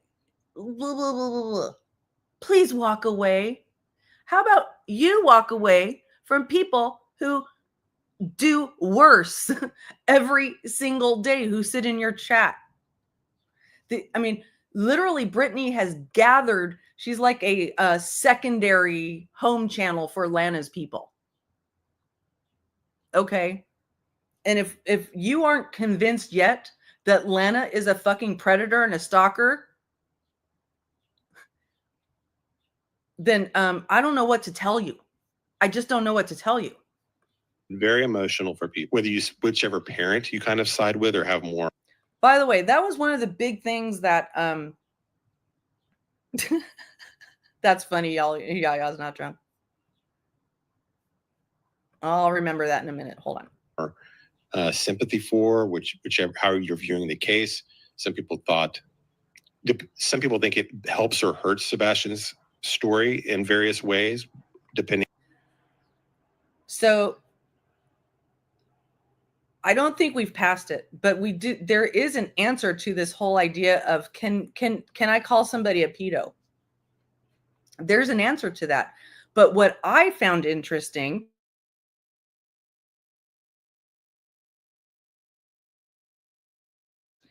is that Seth did not make a claim of defamation for the pedo word. First of all, he didn't prove it. He didn't prove that it was said by any of the plaintiffs. So stop accusing any of the plaintiffs of calling Seth a pedo, or if that hasn't been proven. Predator? Abso-fucking-lutely. I'll say that right now. Seth's a predator. He can't look at a woman without thinking that that's something that he, what's his angle? You can see it. It's there. I can see a predator from a mile away. And now that I've seen a year of that man going on and, I'll say it. He's a predator. I said that's what got me in trouble with, one of the things that got me in trouble with Lana, is I called her a predator now, are any of you out there who still claim that Lana's not a predator? And are you still super duper duper pissed at me that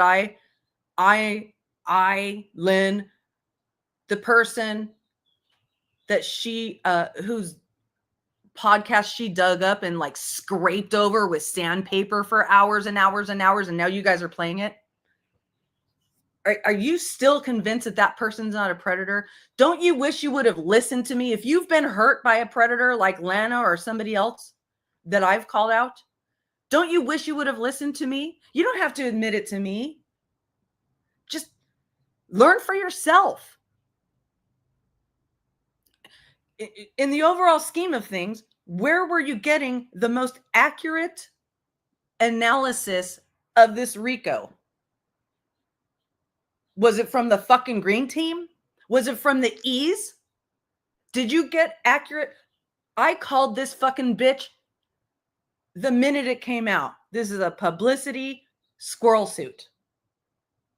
That's what I called it. A publicity squirrel suit. And it's disgusting to use a child's name in that way. And you go around calling yourselves victims when you literally exploit kids' true crimes every day. And then you say disgusting things about their parents because you think they deserve it.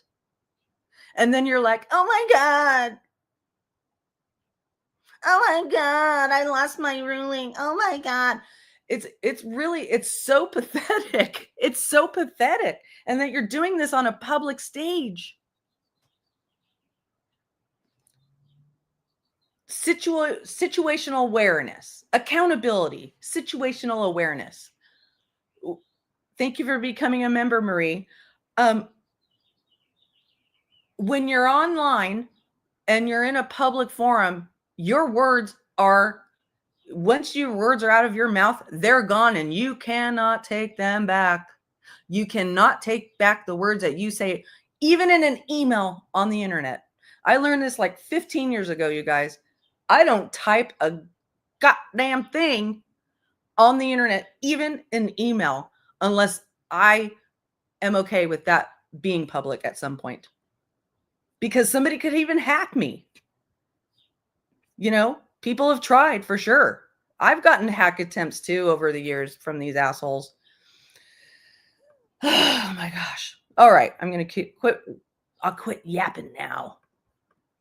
On your point of view, for some people, it just kind of became about defending their favorite social media outlets and such. And so it's been very, very. Oh, I also want to make something really, really clear. You know, I didn't start covering this because I was coming to save Granny or anybody. Granny and I don't really know each other. We don't really know each other. We haven't we just don't. We don't I've been in her chat more nowadays because of this fucking suit. I stand for this bullshit taking a missing child's name and using it for your benefit. Using it to try to get a buck, using it to try to get over on somebody that you don't like or really hate. I have such a deep, deep disdain for this that I will cover these kinds of cases. Okay. And if I see that somebody's filing a frivolous lawsuit, I'm going to say this is a frivolous lawsuit, regardless of who the people are in it. So again, you guys, you know, none of us could vouch for every single thing another person does or doesn't do, right? I can't vouch for every single thing. I don't know every single thing Granny does and doesn't do. I can't be expected to keep track of that and go, oh, no, you're not a perfect victim, so I'm not going to say how fucking wrong this was. No, you're not a perfect victim, Granny. Some people don't like you, and it's not, it's not popular sometimes. It's not popular in some circles to say that what's being done is wrong. No, I don't operate that way. Okay. So, it's really disheartening for somebody to say, oh, well, you're just supporting them because you like them and you're supporting this lawsuit because you like them. I know more about Granny now because of this, because I support the fact that she was done dirty in this situation. And I will tell you another thing. I also appreciate seeing people exhibit growth over time. And I've seen that with Granny. Okay. I have not seen that with other people. I've seen that with Granny. I see that she at least, she at least tries to learn from her own mistakes. Okay. And I would imagine, just like with Chris, he came out here, he said some really righteously disgusting things. And then he was like, that was righteously disgusting. I shouldn't have done that. But we're going to get to the end of this video and you're going to see, do you understand the difference between what Chris did and what Seth has been doing? Seth has been projectile vomiting all over them for a full fucking year. Every time he gets in front of anything that's going to go on the internet, he needs to make sure that you feel the same disgust for Chris and Katie that he does. He needs that from you.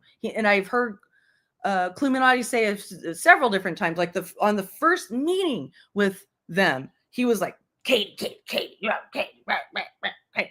So there's a major character difference there. It took a full year of Betty and those guys intentionally triggering him, intentionally triggering Chris and Katie before he came out and said some really unkind things that he apologized for. Does it make it okay or not wrong that not wrong that he said those things? No, but he fucking took accountability. It is really, really weak and pathetic to not take responsibility especially when people can see it on its plain face.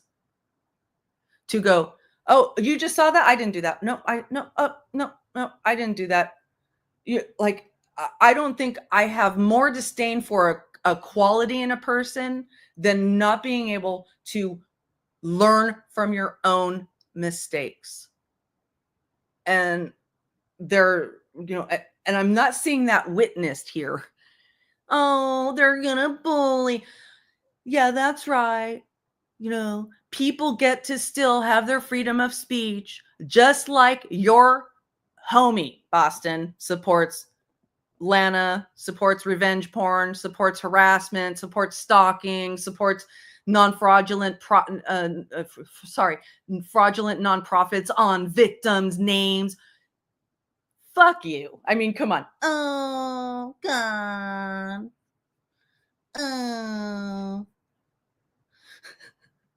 Hello, thank you for joining LSU, Nancy Drew. Let me see if I've missed anybody else. Bad. I think I got everybody. But I really appreciate you guys joining. Okay. Contentious. So it's really just a toxic environment overall. So would you like me to come over here and cry? Like what I think's wrong with people is No, I don't care whether you cry or you don't cry. What I care about is that you don't do this again with another missing kid's name. And if I had my personal wishes, you wouldn't be in true crime. You wouldn't even be adjacent. You're not even true crime. You wouldn't even be adjacent to true crime. Because you're just so fucking sloppy with people's information. It's obviously that you don't look outside of the little bubble in front of your screen. That whoever comes into your chat, that's who you talk to. You aren't intellectually curious about the world. And then it is so important for you to feel like a victim that you overlook literal abuse in your fucking face. And you surround yourself with people who have a track record of being the bottom of YouTube, under the bottom of YouTube. Okay. Thank you so much, Anyanka. I really appreciate that. Under the bottom of YouTube. Okay. Those are the people you're gathered. Those are the people who are most active in your chat right now, are people, except for the people on your panel. I don't know where they come from, but I do remember them being all like, oh, look, there's Lana. She's in the chat. Hi, Lana. Oh my God, there's Lana. Oh my God. And then Lana's like, hey, let's hack Katie's Apple Watch together. I know how to hack an Apple Watch. Let's go. I mean, what the fuck? right? And like you must really want this. You must actually want it to be this way. So when you cry, I don't believe you. Okay? I believe that the tears are for how you are looking to other people, not for how you actually feel. Consider that. They want to cry. They want me to come on here and cry like a baby. You're out of your mind. Why can't y'all just leave me alone? You're out of your mind. Leave me alone. Okay. See, that's here's the big issue here, okay, you guys.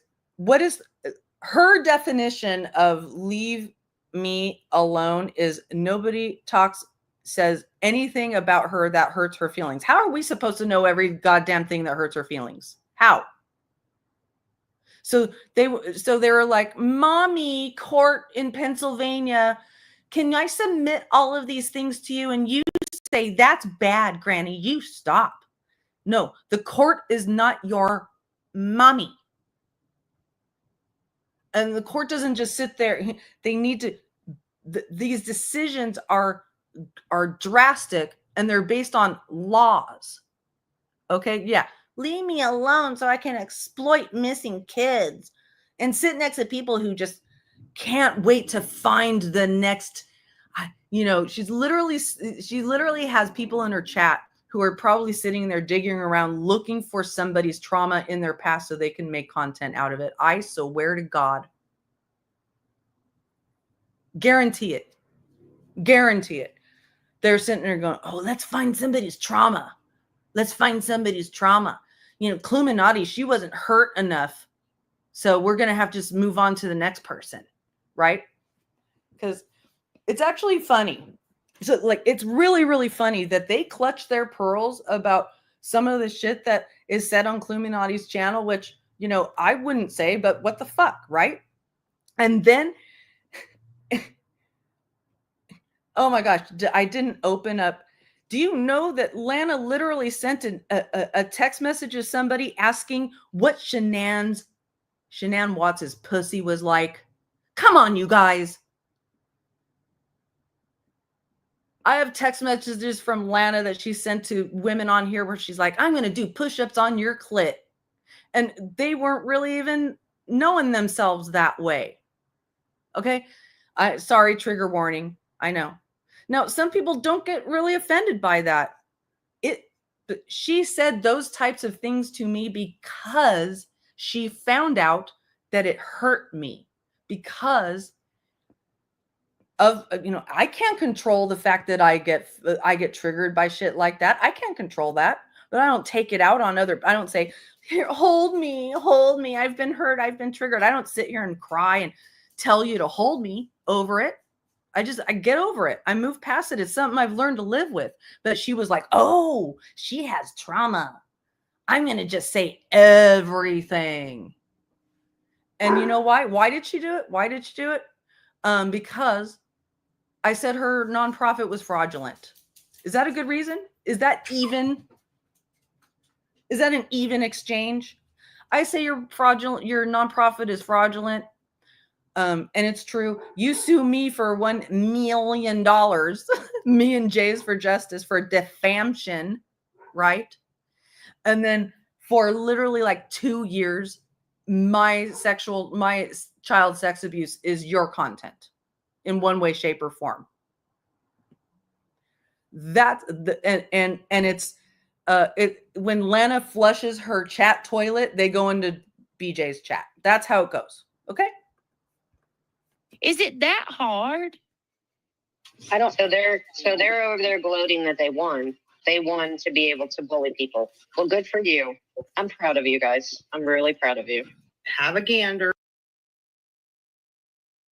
I guess the disclaimer will have to be up there for a little while, but sadly, it's like you're going to have to deal with misinformation because some people cannot let go of their own lies. Everything that I said, every allegation that I've made, I have physical evidence to prove it. got dismissed. So no one's tested the evidence. No one's heard it. It's not going anywhere at this point. So just in general with this, there is sort of a parallel between this and the Bullhorn Betty, but at the heart of it, the defense is your right to free speech and what crosses that line on the plaintiff's end. I mean, there was flat out accusations against the father of a missing child. And that's freedom of speech? How is that even okay? Yeah. Would it surprise you if he told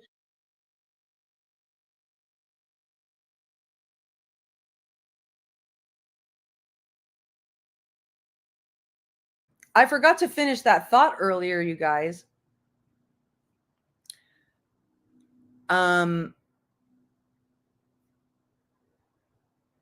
Why didn't so Seth was obviously very, very upset about being called a PEDO, right? He was, I mean, that was like, he almost acted like that was worse than other stuff he's going through right now, right? I mean, that was really, really, really, really bad. Why didn't he claim defamation for that one? Why did he sue under intentional infliction of emotional distress? Now, the issue is there that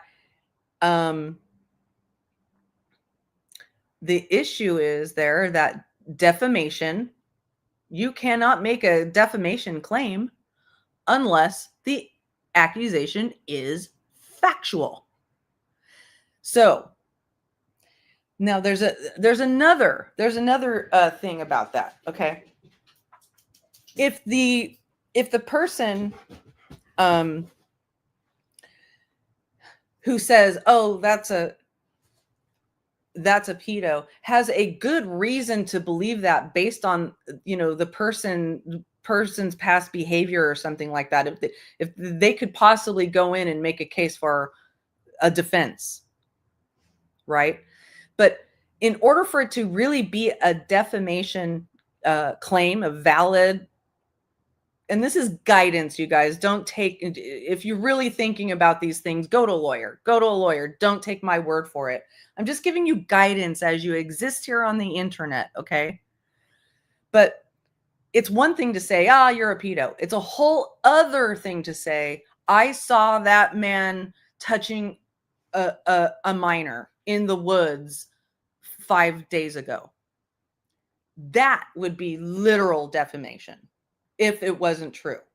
And if you knew it wasn't true, okay? Now, I'll give you an example of literal defamation. Like, when Lana exhausted all of her chances at getting at me, she made up a story that I was arrested in Florida in 1998 for beating, literally, quote unquote, beating the snot out of my husband. Now, first, she had her friend, who is no longer with us now, go live about it. And then she was in Kim and Crafton's chat spreading that. And they were like, oh, yeah, that makes sense. Or something like that. I don't remember exactly what they said, so don't quote me.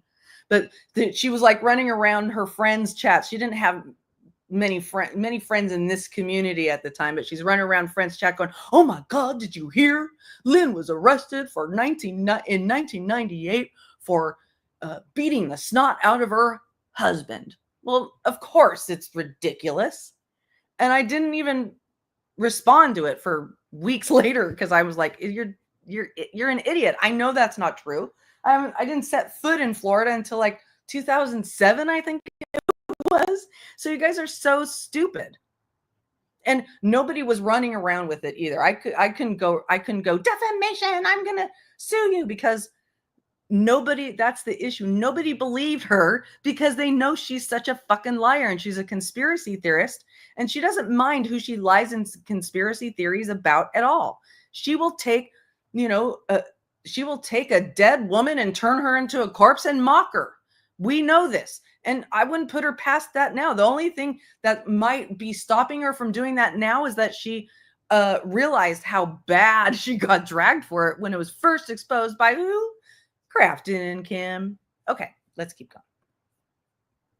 Accusations against the father of a missing child. And that's freedom of speech? How is that even okay?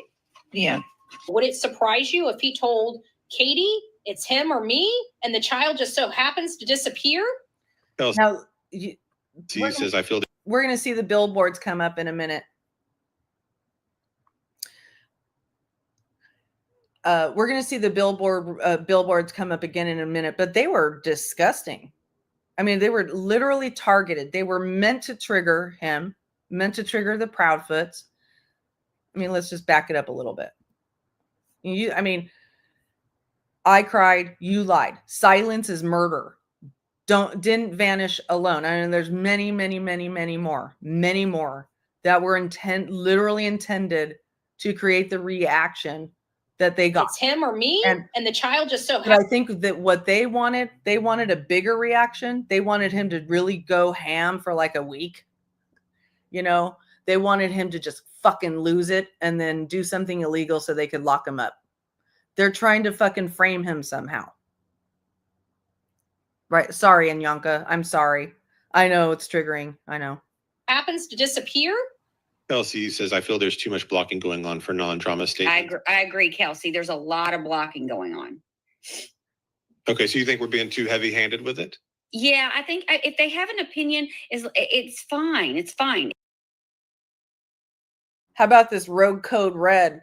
Beep, beep, beep, beep, beep. We're losing control. We're losing control. Get everything back into... No, I think this message was sent out weeks ago, not just a few days ago or anything like that. But this is the type of stuff that happens in quote unquote, in an enterprise where they need to keep control of the information. What information are you needing to keep control over? What information? Why is it so important to gag to gag your team and your favorite creators to the point that the first time they come out and say boo on another channel, red alert, red alert, red alert. I need to get a soundboard. As long as it's respectful and and it's their understanding of something, that's fine. Honestly, like I'm very anxious to see what the judge says in this next hearing, because the file, it read like a dismissal. Do you realize how much you're going to lose? When I heard that, I fucking fell out. It reads like a dismissal. You didn't read it, did you?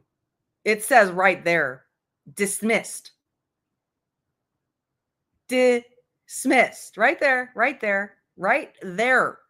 Dismissed. No, this is not like a dismissal. This is goodbye. Do not come back until I set a hearing. And when I set that hearing, at that time, I will decide if there will be further damages than lawyers' fees. And, that's going to be based on the law and the judge's judgment of, what kind of a statement this judgment needs to make as a precedent-setting historical ruling. She knows that this is going to be looked at. They're going to use her, the judgment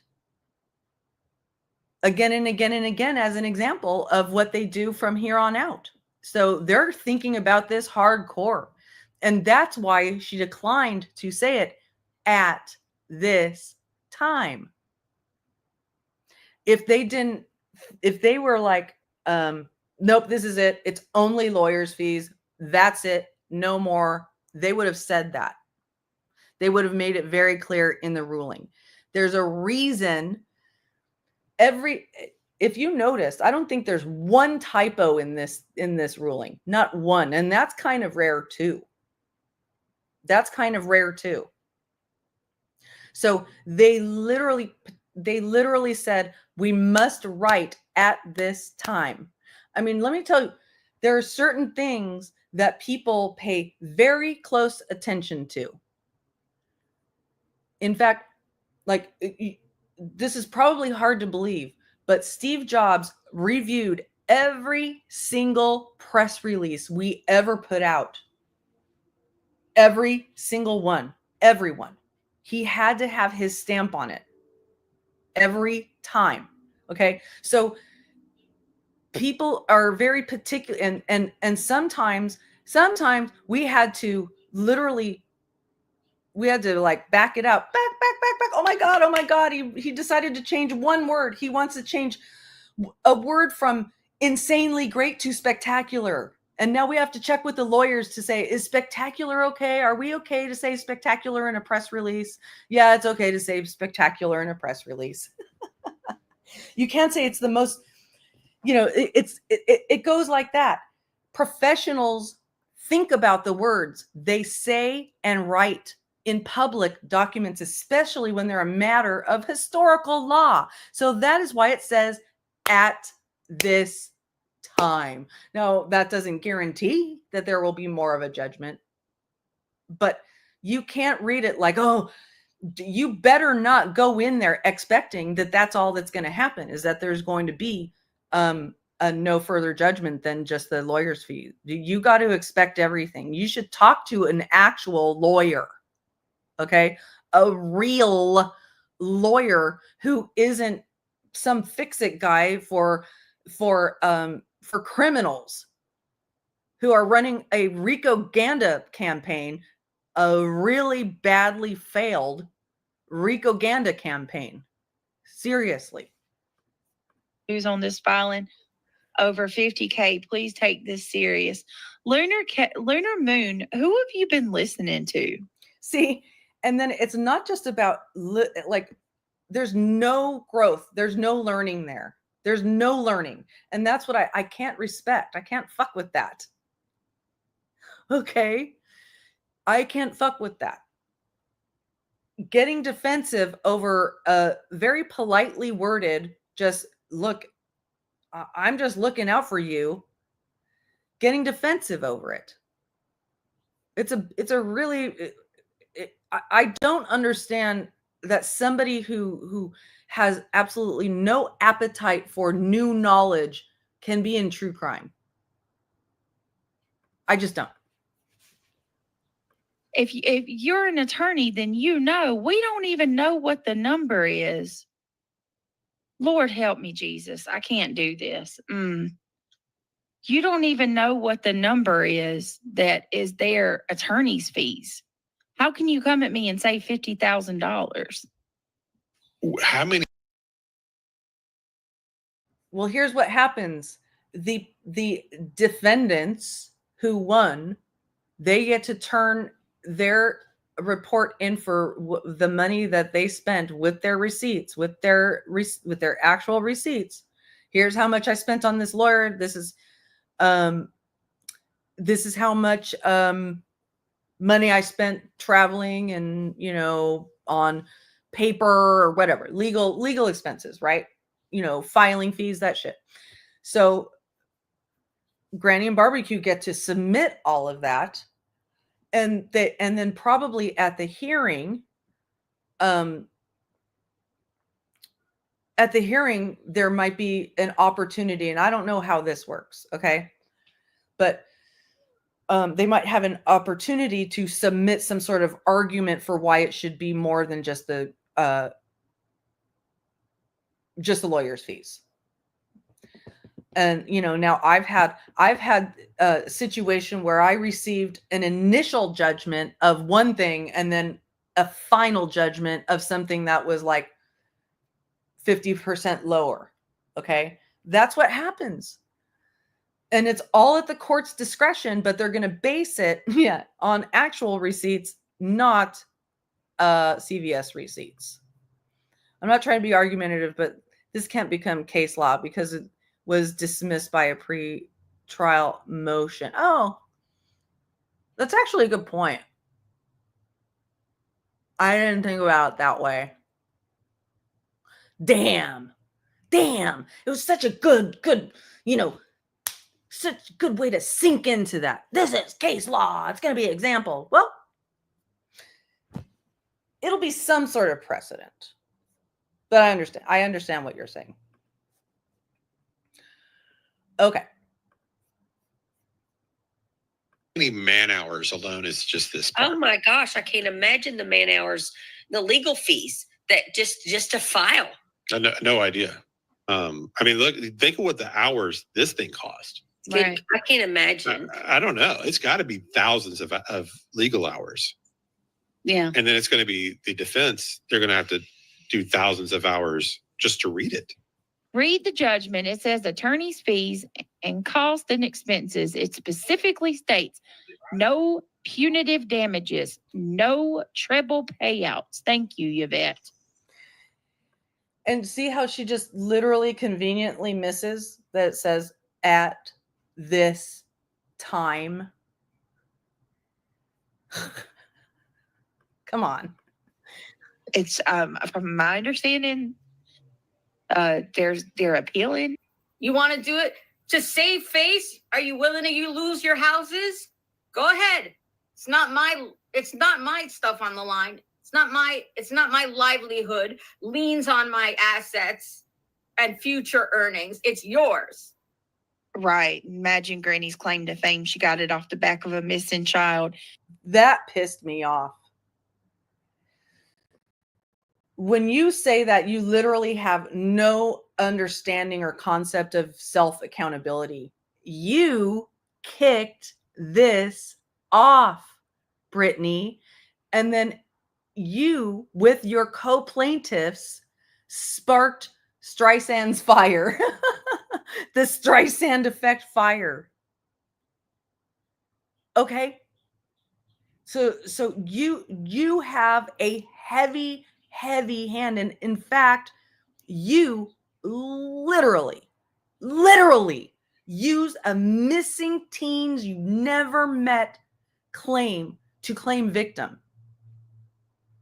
and falsely accuse others with no evidence. I mean, when you have no evidence, you're falsely accusing them. Make no mistake, okay? How damn dare. Let's read this, okay? Because this is so important. Plaintiff Hongji, blah, blah, blah, blah, blah. With respect to Plaintiff Hongji, all purported courts against the defendants, counts against the defendants in the complaint are criminal in nature. Those idiots. Further, the purported count under the criminal statute concerning endangering a welfare of a child relates to the missing Tennessee boy, not Plaintiff G's child. Therefore, their purported cause of action fails as a matter of law. Now, I heard the E's saying, oh, I see. They were just disorganized. They needed to be more organized. No, it literally says throughout this ruling that it wasn't just the lack of organization. That just made it harder. It's the fact that the case has no merit. Yeah, the child was Seth, John. Yeah, right. So, okay. Similarly, the complaint alleges counts on behalf of plaintiffs G, Jackson, Griffin, and O'Donnell for violations of section blah, blah, the criminal section of the statute prohibiting cyber stalking a child. They literally tried to say that because they thought without merit, without proof that they were being cyber stalked, that it harmed Seth, and they're going to claim, I'm sorry, not Seth. I said that. Sebastian. That's how you fucking took this case and mangled it. You mangled it. Because I swear to you, this is one of the reasons there hasn't been a lot of national coverage, because of this type of bullshit. They don't want to get involved in this shit. So it's finally over, and I'm glad that there's an America's Most Wanted. I think that's fantastic. I hope there's more. I hope there's more coming, and that maybe this clears the way for it a little bit. Shaking my head pitiful, if you ask me. I agree with that. He's sunk to a whole new fucking low with his billboard bullshit campaign. The pressure has finally reached a boiling point. It's called public. See, I didn't include his rant. I just included the part where he's basically saying, this was my triggering point. This billboard campaign, which is objectively disgusting. Okay? Targeted, meant to trigger. And guess what? Bullhorn's like, ha ha, it's working. Oh, look, he's triggered like we wanted him to be. Woo, woo. I mean, you see, the only time you see this woman smiling or happy is when somebody else is in pain. Pressure. It's the one thing that the true crime community does very, very, very well. We do not allow people, I don't care about law enforcement, they may allow people to walk and they see, and this is when she gets all big and bold and, she grabs her balls and says, we don't care about presumption of innocence. We've decided you're guilty and we're coming after you. That's not freedom of speech. So you're trying to claim freedom of speech for your literal harassment. You literally say,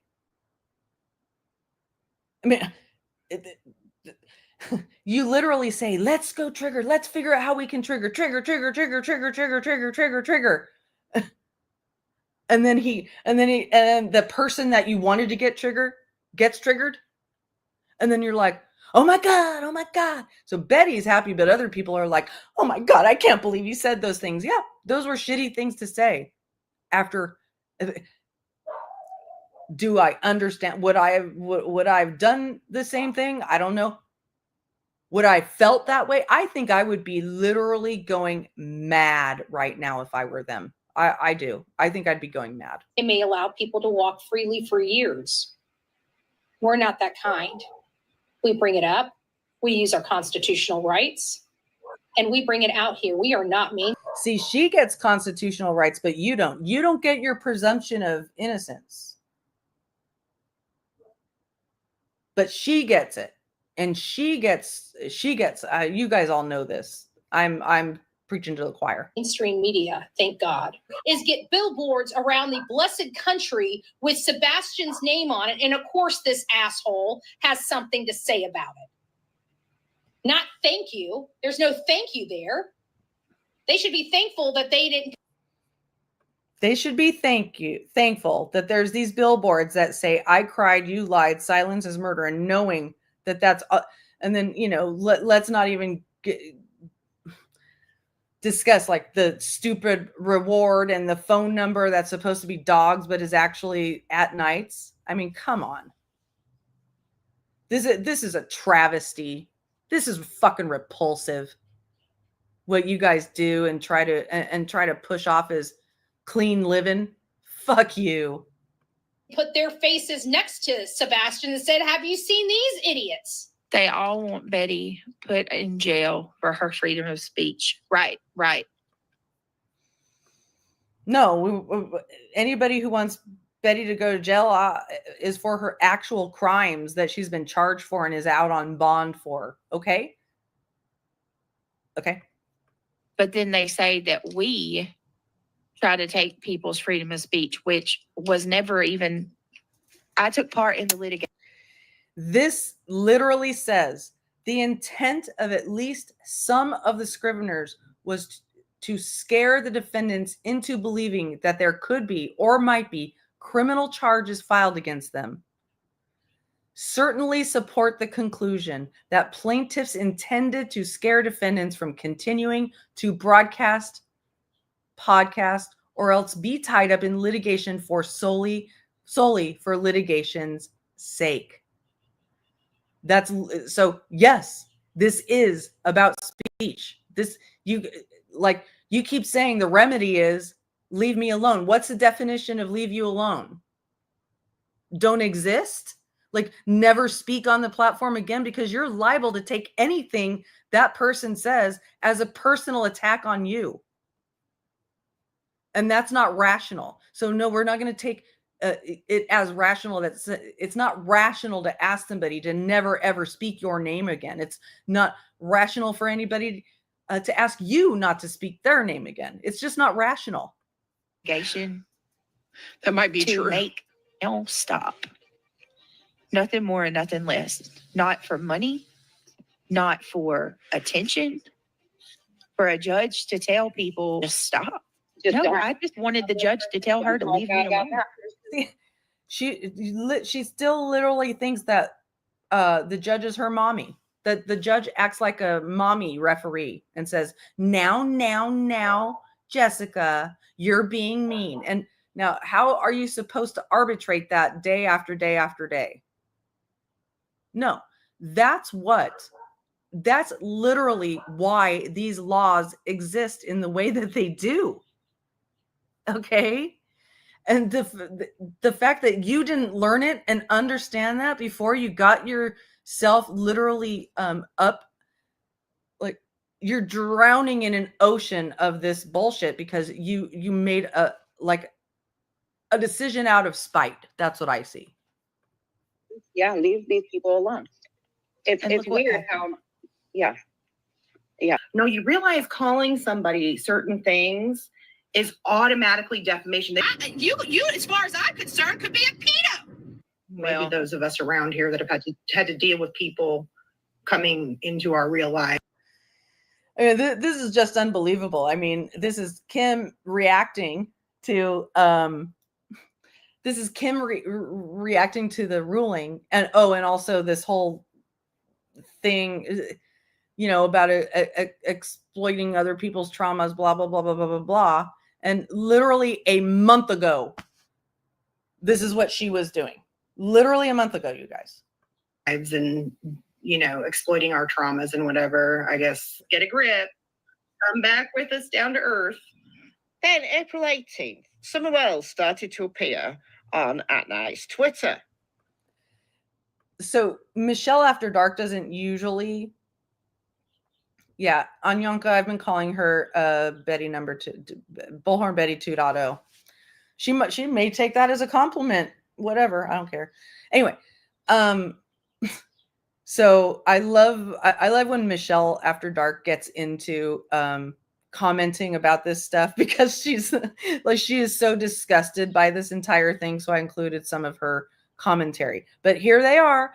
On to the next scam, on to the next scam, on to the next scam, on to the next scam. No.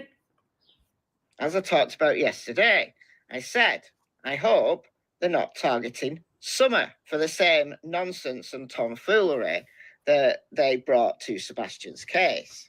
Oh no! We've got Summer Wells. This reward pertains to the confirmed and verified disappearance of Sebastian Wainwright Rogers and Summer Moon Utah Wells. What did I tell you? What did I tell you? What did I tell you? Unbelievable. Yep. And then this is all meant to clarify.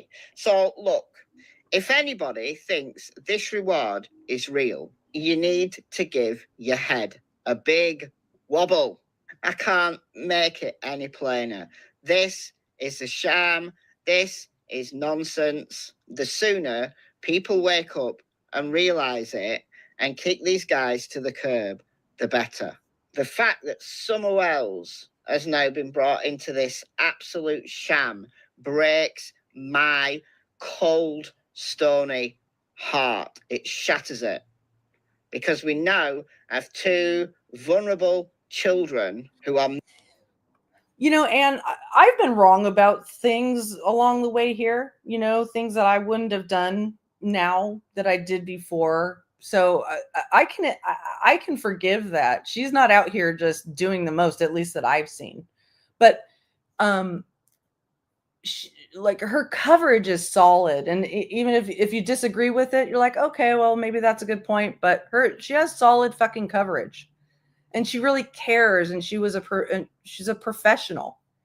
So I respect her opinion. She has a lot of subscribers now. I think her channel's grown really well. I think it's awesome. Have their cases destroyed by these chancers, fly-by-night idiots. More fool you for believing them. just the beginning of what could be coming. I would shut your pie hole, get back and focus on Sebastian Wayne Drake Rogers. Well, I guarantee your children are being bullied in school. I guarantee that they are being bullied. I guarantee that people stop and look at them, and you don't like that. You probably don't like that, but you just turned into that bully that your children hate. Congratulations. See how happy she sounds? See how happy she sounds being able to say those words? Oh, look, I have a right to say horrible, horrible, horrible things to somebody on YouTube. She must have just, she couldn't wait. She just couldn't wait. You crazy ass bitch. You just received Bullhorn Betty's annual Crazy Batshit Crazy Award. Let's give her applause. Come on, guys. Big applause for Julie Skolnick. Come on. Let's give it up. Let's give it up. I've seen a lot of creators do this where they sit on there and they're like, after they do a, after they do a drag session, they're like, yeah.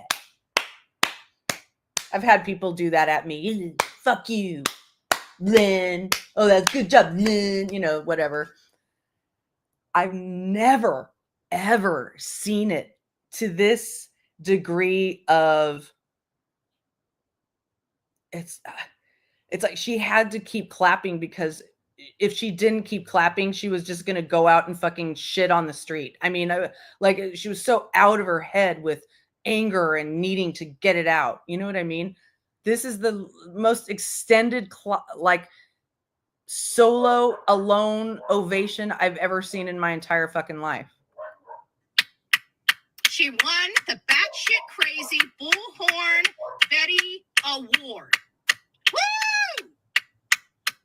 It's hard to get that award. I mean, it is hard to get that award. We are on the right side. It is hard to get that award. We are on the right side. I still say that, yeah. And that's it. I don't have I don't have premium on this particular account. Oops. That's it, you guys. That's what I had for you. And I'm going to share this with my members first. And then eventually I'll make it public, but so that, people can just watch it on their own. And like, there's so much in there. There's a lot of screenshots. There's a lot of, the things that, just tons of, and I took a lot of time to organize them in a way that makes the point. But basically what I see here is, we just looked at a RICOGanda campaign that failed. Now, like I said, they're working up a scheme right now. I know how people like this think. They're working up a stunt. They're working up a stunt. So just watch your six, as they say. Because they're so humiliated that they need to come out on top. They need to regain their, their power stance. They want to get back on the power. They're on their back heel. They want to be in the, they want to be on the offensive. So they're going to come up with something. I have no idea what it would be. I don't think like a depraved maniac who's always trying to get money from people who don't owe me money. I don't do that, but thank you. So thank you all very, very much for being here. I hope you learned something. Again, I am so sorry that Granny and Barbecue had to go through that. I was so very pleased. So very pleased with the outcome, especially, once again, I was right. And that's all that matters. And that I don't have to eat olives. So I think my links are being shared in the chat. And thank you very much for all the people who joined and gifted memberships. And I will share this in members only for a bit, and then I'll share it publicly later. So I hope you all have a lovely rest of your Easter, and, keep it safe out there. Keep it. Oh, thank you, Terry Dean. Keep it safe out there. And I appreciate you. Bye.